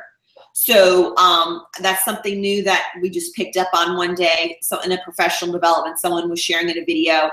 There is, on a Google form, you could add an add-on at the top. The add-on is called Choice Eliminator. So it says name there, what you would like to discuss, and then the appointment time. And if the parent picks 8 o'clock, the 8 o'clock would come off the Google form. So it's a way to eliminate a choice. The same thing, like if you have a list of food items, you're having a party for your kids in your classroom, and the parent picks that item, it'll take the list off the item. So that is another just scheduling tool. I guess it's just, there's a lot of things out there that do the same thing, but it's just what works the best for you. And that will provide that information on your spreadsheet. It just depends on what type of scheduling thing works best for you. But we found many of them that we use, and we've tried different ones. And it's good to try them and see what works best for you. Okay, you can move it forward, Trixie. As we were just talking about, Margaret, Doodle. So yeah, you can see there I have a little screenshot of Doodle, and it gives you the little check off as well. I like Doodle too very much, and I use that quite a bit as a homeroom parent or classroom, helping the classroom teacher out and doing that kind of thing. So Doodle is definitely a great booking tool. I even like how it appears on your smartphone. That's sort of a very neat way, but and Doodle's quite a successful tool as well. Another booking tool. Thanks. The next thing we're going to talk a little bit about is presenting technology or making presentations, that kind of thing. Okay, push that one forward. A favorite one of mine, you can't see my video there, is Buncee. I like it because what's allowing, it allows the animations on the slide as well. Like PowerPoint is just a slide, okay? So Buncee actually allows for animations, and it actually also allows you to put a YouTube message or a YouTube video in there. It's a little bit more creative than the regular PowerPoint. I actually am doing a presentation tomorrow morning at 9 a.m. Central Time, 10 a.m. my time, 9 a.m. Central on Raspberry Pi. And I used Buncee to put that presentation together. So you'll see, if you're coming to my session tomorrow on Raspberry Pi, you'll see me in there with using Buncee. But again, I think it's a little bit prettier than PowerPoint. and there's a little bit more creativity in there, and the fact that things are animated on the slide, and that's wonderful. And I also had some ideas for like digital storytelling, because it advances from one slide to the next. I think it's a good tool for creating, because that's what we want students to do, is be creators of content instead of consumers of content. So definitely check out Bunsy, and they have a really good online community.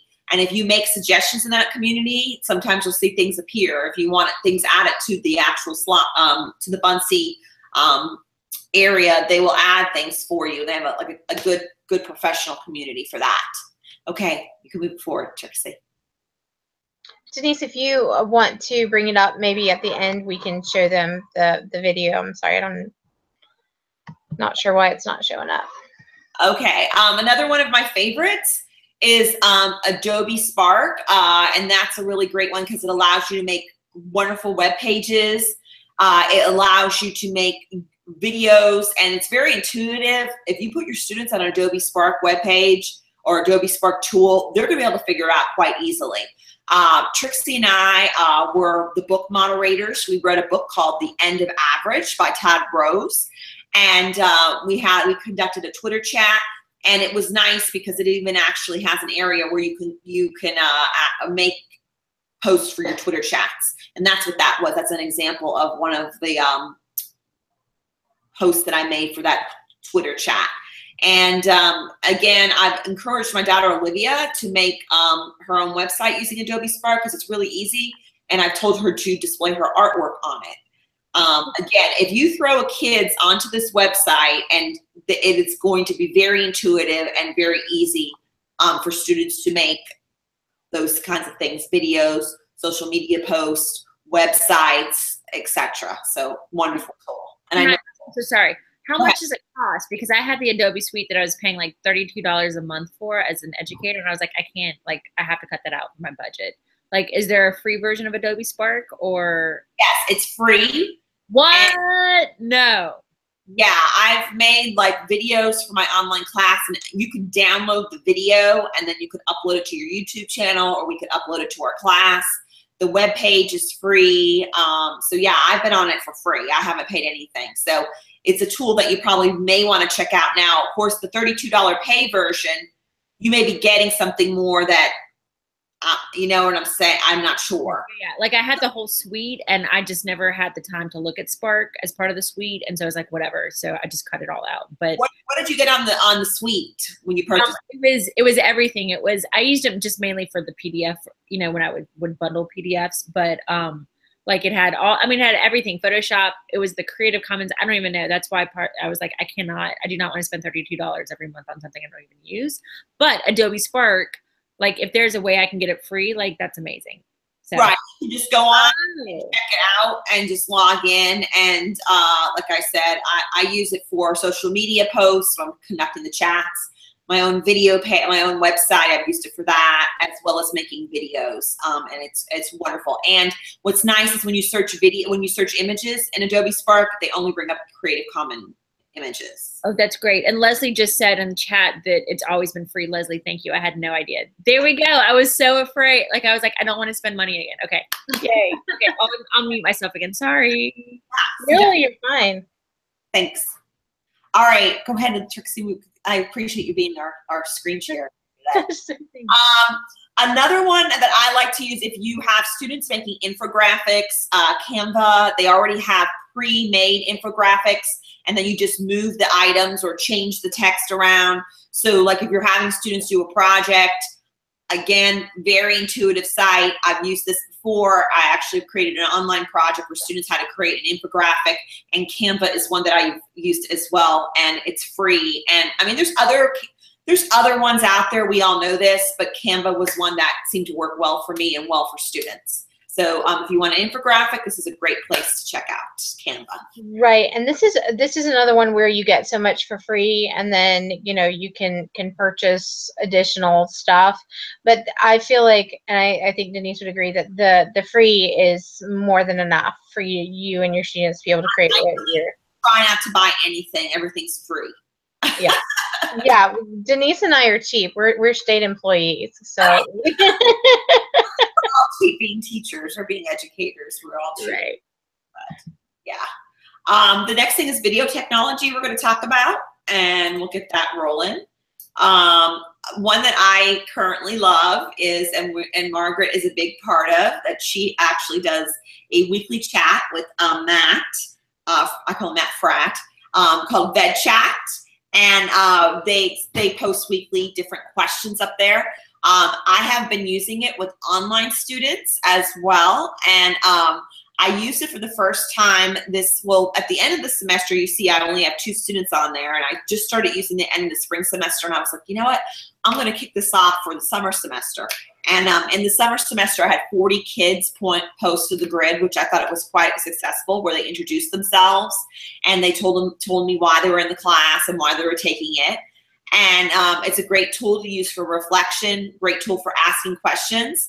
Now that we're at the end of the summer now, our course ends July 31st. So our students are now summing up what they learned in forensic science, and I have kids posting on the grid on that as well.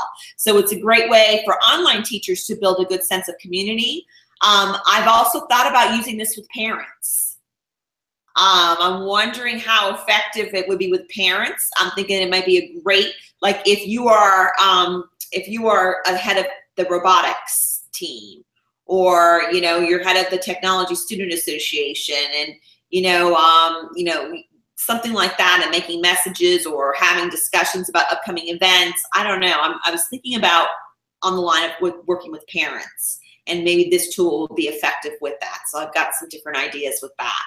And a great way to introduce when we open up school this coming August, we're going to have students in session. We'll have our students face-to-face in our classrooms. It may be a great thing to send them home on the first day of school and do a flip grid and have them introduce themselves. So that way you as a teacher can keep going back to that grid and start learning your kids' names right away. Because I think that's really important, is fostering that relationship. And if you go home at night, you see those kids posting to the board at night, that might be helpful as well. So I could see it when you're kicking off your school year. It would be a great tool for that. And also trying to form that relationship immediately right off. Because if you have a kid posting on the grid, I make it a policy. Every kid who posts on the grid, I will respond to you. So all 40 responses I got at the beginning of the semester, I responded to every single child. If a child's going to put enough effort to post, you bet I'm going to respond to every child. So it's just a great tool. If you got your camera shut off at school, which I've been hearing some different school teachers say to me that there has been issues at school districts of teachers kids turning on cameras, taking pictures of their butts, taking pictures of everything that they're not supposed to be taking pictures of. I guess that's a teachable moment, but maybe that's a tool that they can use at home. And I also like the fact that your face is going up there. So there's really no way that you could post something that, you're going to be associated with it. So I think that there's less chance of students not using it correctly. That's just my thoughts on it. But Flipgrid's a great tool. Definitely check it out. In online teaching, it's definitely there to form those relationships. So thanks. And if you can move forward, that's great, Trixie. Thanks. So Denise, actually, as you were talking, I was thinking about, in the classroom, a lot of time you often get to the end and it's like you don't have a whole lot of time for reflection. So, you typically do some quick out the door, the exit slip, something like that. But this would really be a great way to, give students time to go home and reflect and then post. And then, too, like you were saying about the get to know you, I was thinking it'd be great if you could, like maybe give kids the link to this at like open house, and give them the opportunity to start posting, if your open house happens before school starts even.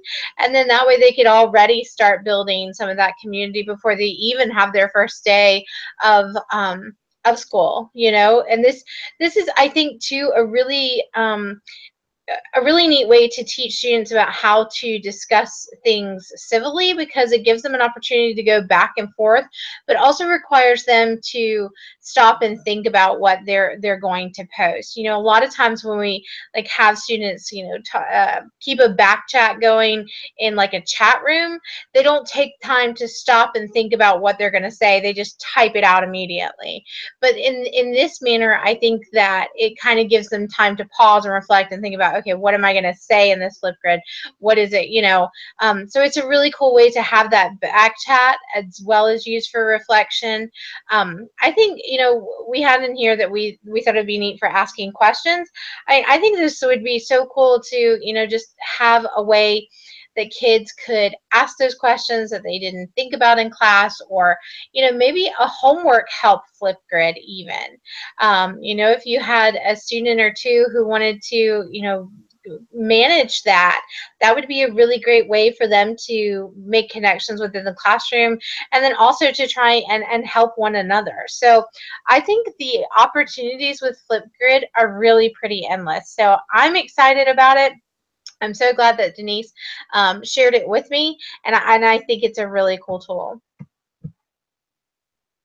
Okay, another one that I use is, Telegami. This is a free one that I do use. You could see it's sort of, you could still see it. It says request access, but you could still see it. It is a free app that you turn yourself into an avatar. You can upload any photo from your photo on your cell phone or any photo that you find online, and basically you're just recording over. All right, and you can save it to your camera roll. And what I do, because I'm very, very thrifty in terms of spending, what I'll do is I'll make it on my camera roll, I'll email it to myself on my computer, and then I'll continue with the next one, keep continuing it, and do it another one on my phone, and then email that one to me as well. I'll download them on my computer, I'll go into iMovie, and then I'll connect them, so that instead of you get 30 seconds for free, now I have a minute. Or now I have a minute and a half or 2 minutes, because I can link them all together through iMovie because I'm a thrifty person.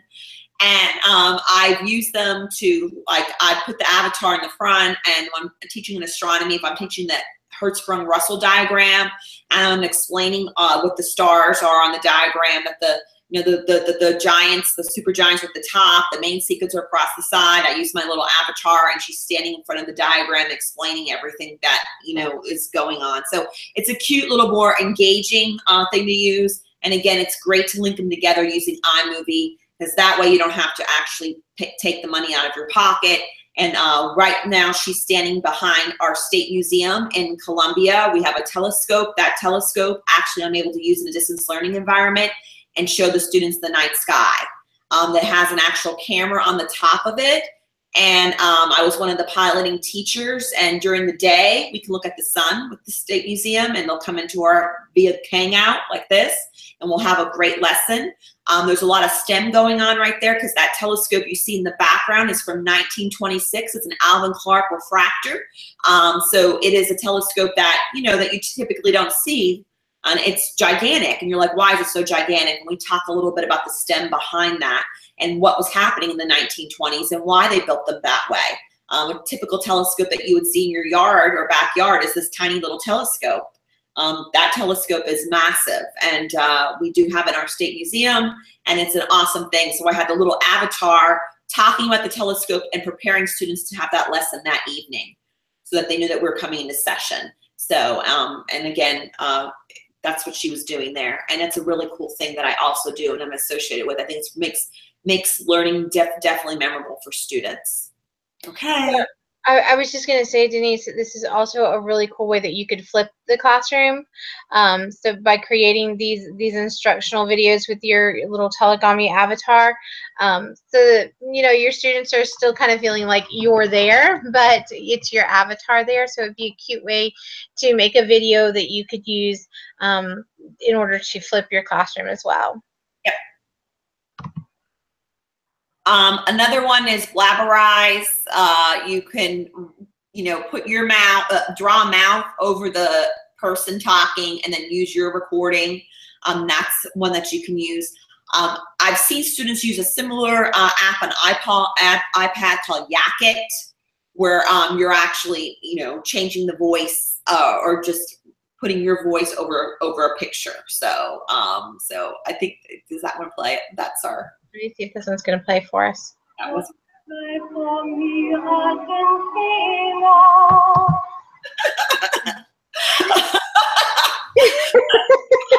South Carolina, understand that one. That's from when our governor ran off with the lady from Argentina. Who was no longer governor, he was with somebody from Argentina, which was a bad thing. So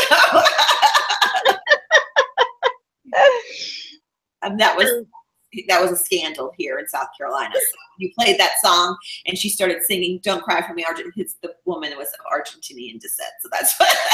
I didn't know you put that on there. Sorry. Always a scandal. Always a scandal. That's okay. But anyway, you get the point, and Yaket is another one. So thank you so much. And you can use that for student messages as well.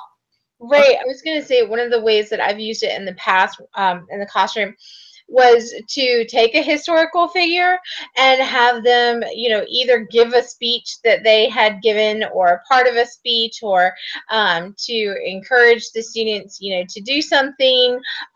It's really just neat because you can essentially take any type of image. I mean, you can take, you know, a picture of a bear and have it tell the story of the three little bears. You can you know, like I said, have a historical figure. You can do it to songs. You can do it to all kinds of different things. So it's really just fun to be able to download and use those to get students, you know, interested in what you might be getting ready to teach them. So I really love this one, and I know that there are some other options out there which may be a little easier to use. But this one has been around for a little while, and it's pretty solid, and I think it's pretty easy to use for the kids.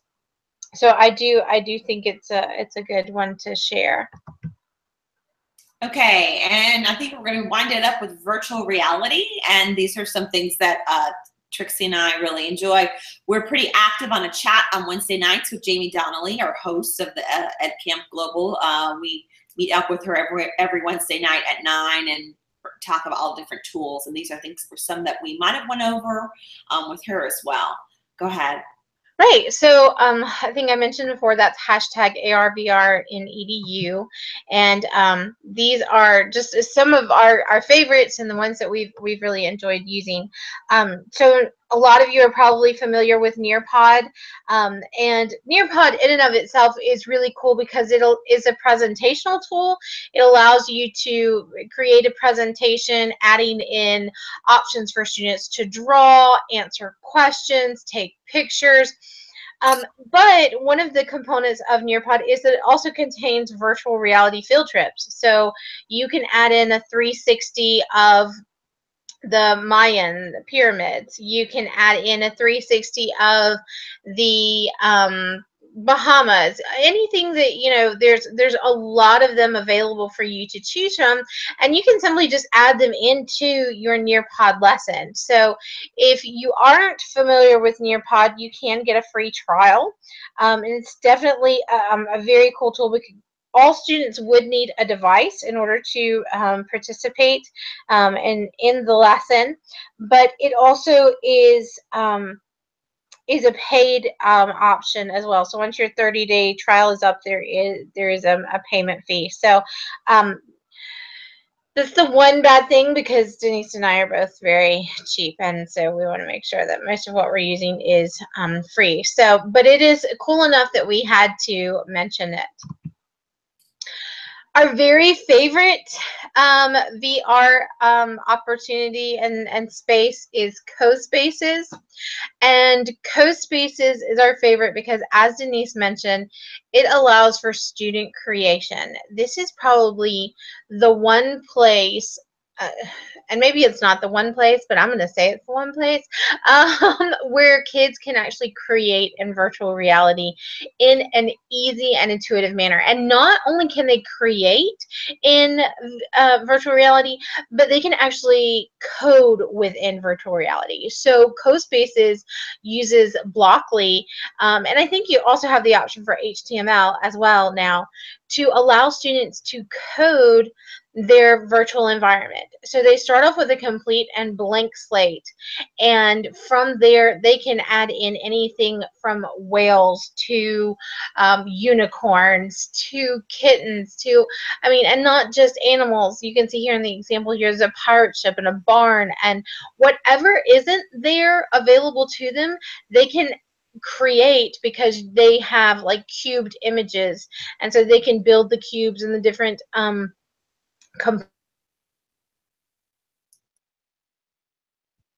Trixie, are you still there?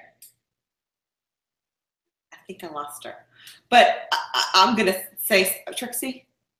Wait, well, okay, just really quickly. So before you go on about how amazing you are. Okay, go ahead. Go ahead, Margaret. No. If Trixie needs to go, go. No, go ahead. Finish. Go ahead. Okay. I was just saying that this is, you can add your own 360. So if you want to take and have kids, take a picture of your classroom and then redesign it using, CoSpaces, you can do that. So the CoSpaces model is changing, or has changed. They do have an education one available, and there is a free option still available. The education version is super inexpensive. I think it's like $1.50 per kid, and that's like for the year. And that's, you purchase like so many seats in there. But there is still the free option available. So if you haven't checked this one out, please, please, please, this is probably our #1 to go check out. We found this one. We found out this one last year. We were here at this Ed Camp last year, and the creators from Germany were actually here in the Ed Camp, and have been really good with asking our feedback and everything else on it. And like I said, this is the one that my daughter used for her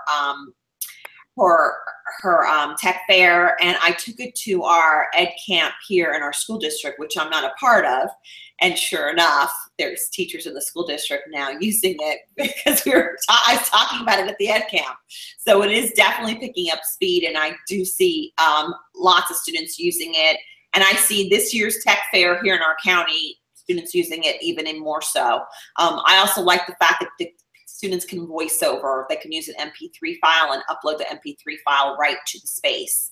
So that's pretty cool as well. So not only do they have their pictures and their creations in there, but also their student voice or music or whatever they create. So they can make their own music and their own voice, and it can be added to the space, which is very impactful. So really cool tool. I definitely see myself using it with students this coming school year.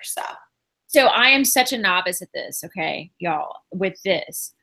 All I need to do, I have one of the cardboards, and that's all I do. Once we do this, then we use the cardboard. Yes, all you do is add the app. You basically on my phone. Add the app on my phone, and then put the phone in the cardboard.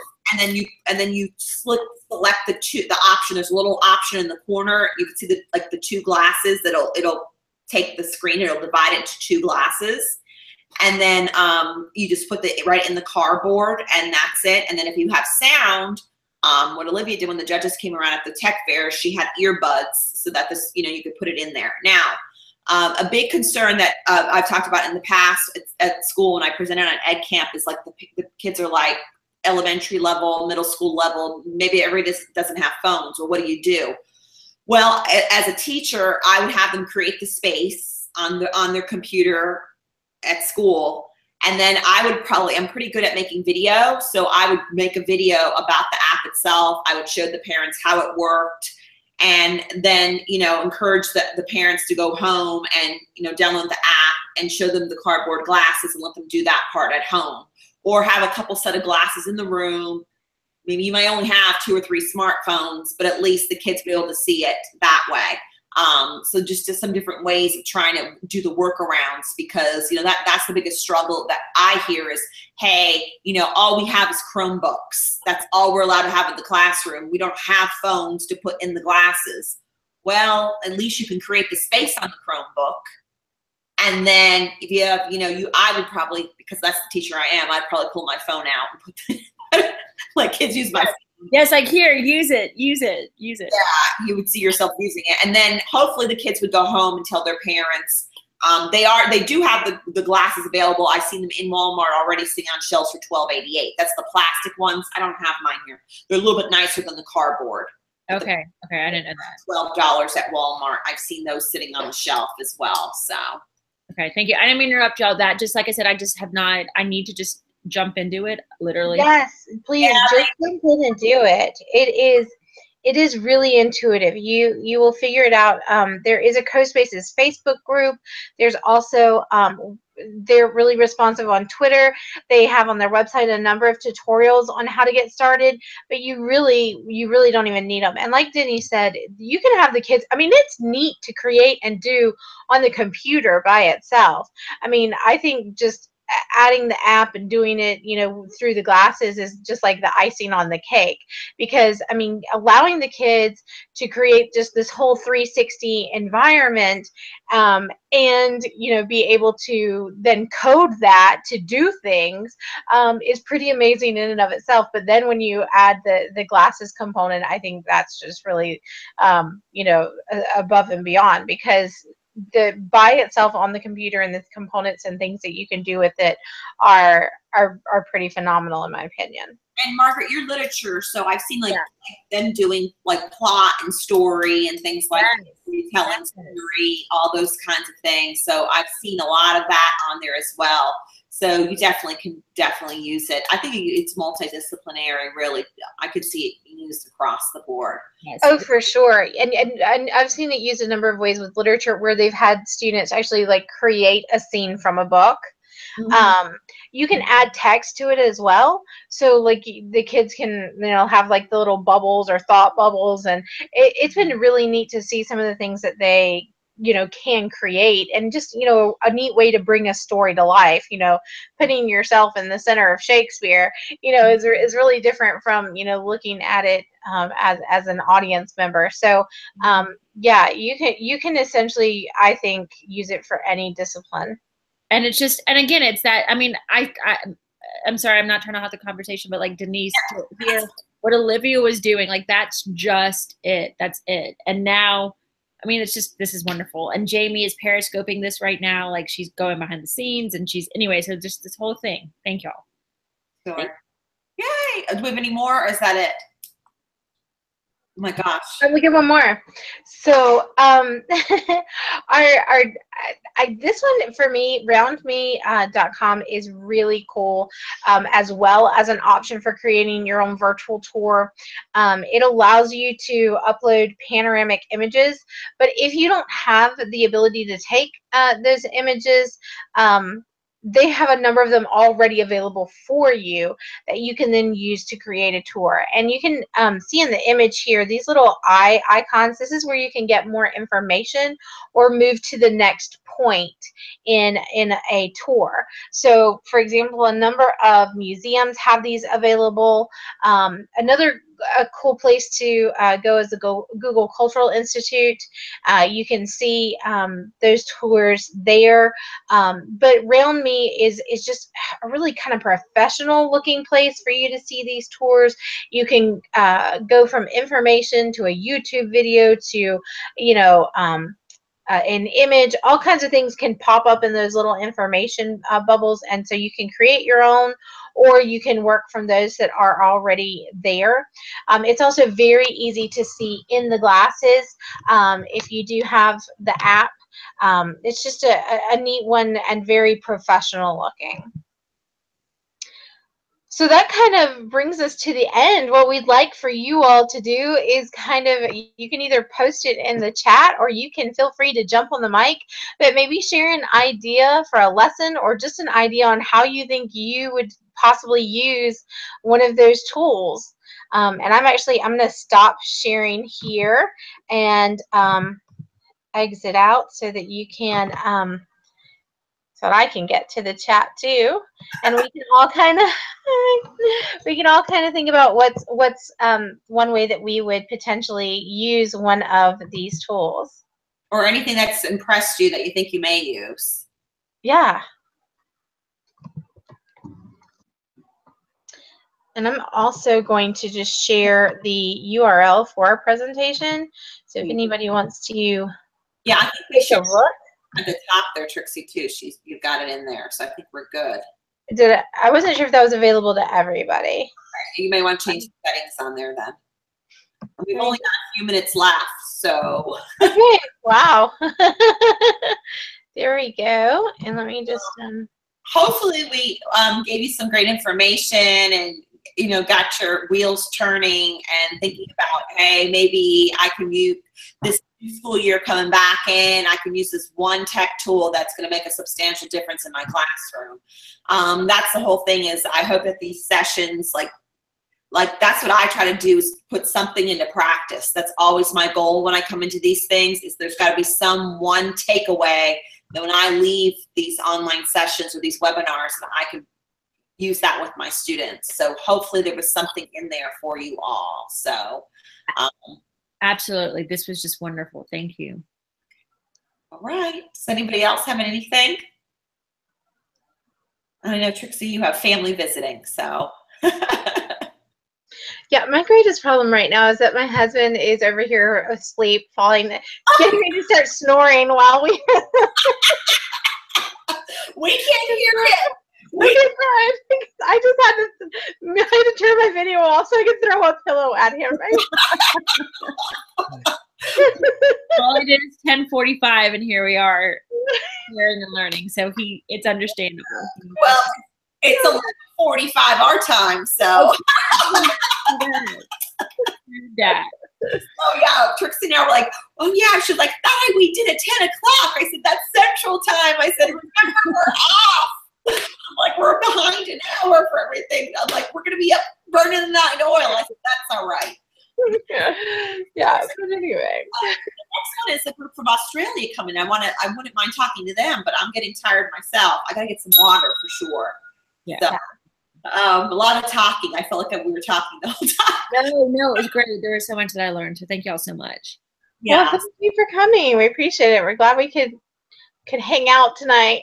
Video, meet each other. Absolutely. Absolutely. On Hangouts. Absolutely. All right. Thank you. I'm going to, take out my contacts and go to the next session. All right. All right. Thanks. Bye. Good night. Good night, everybody. Bye-bye. Bye.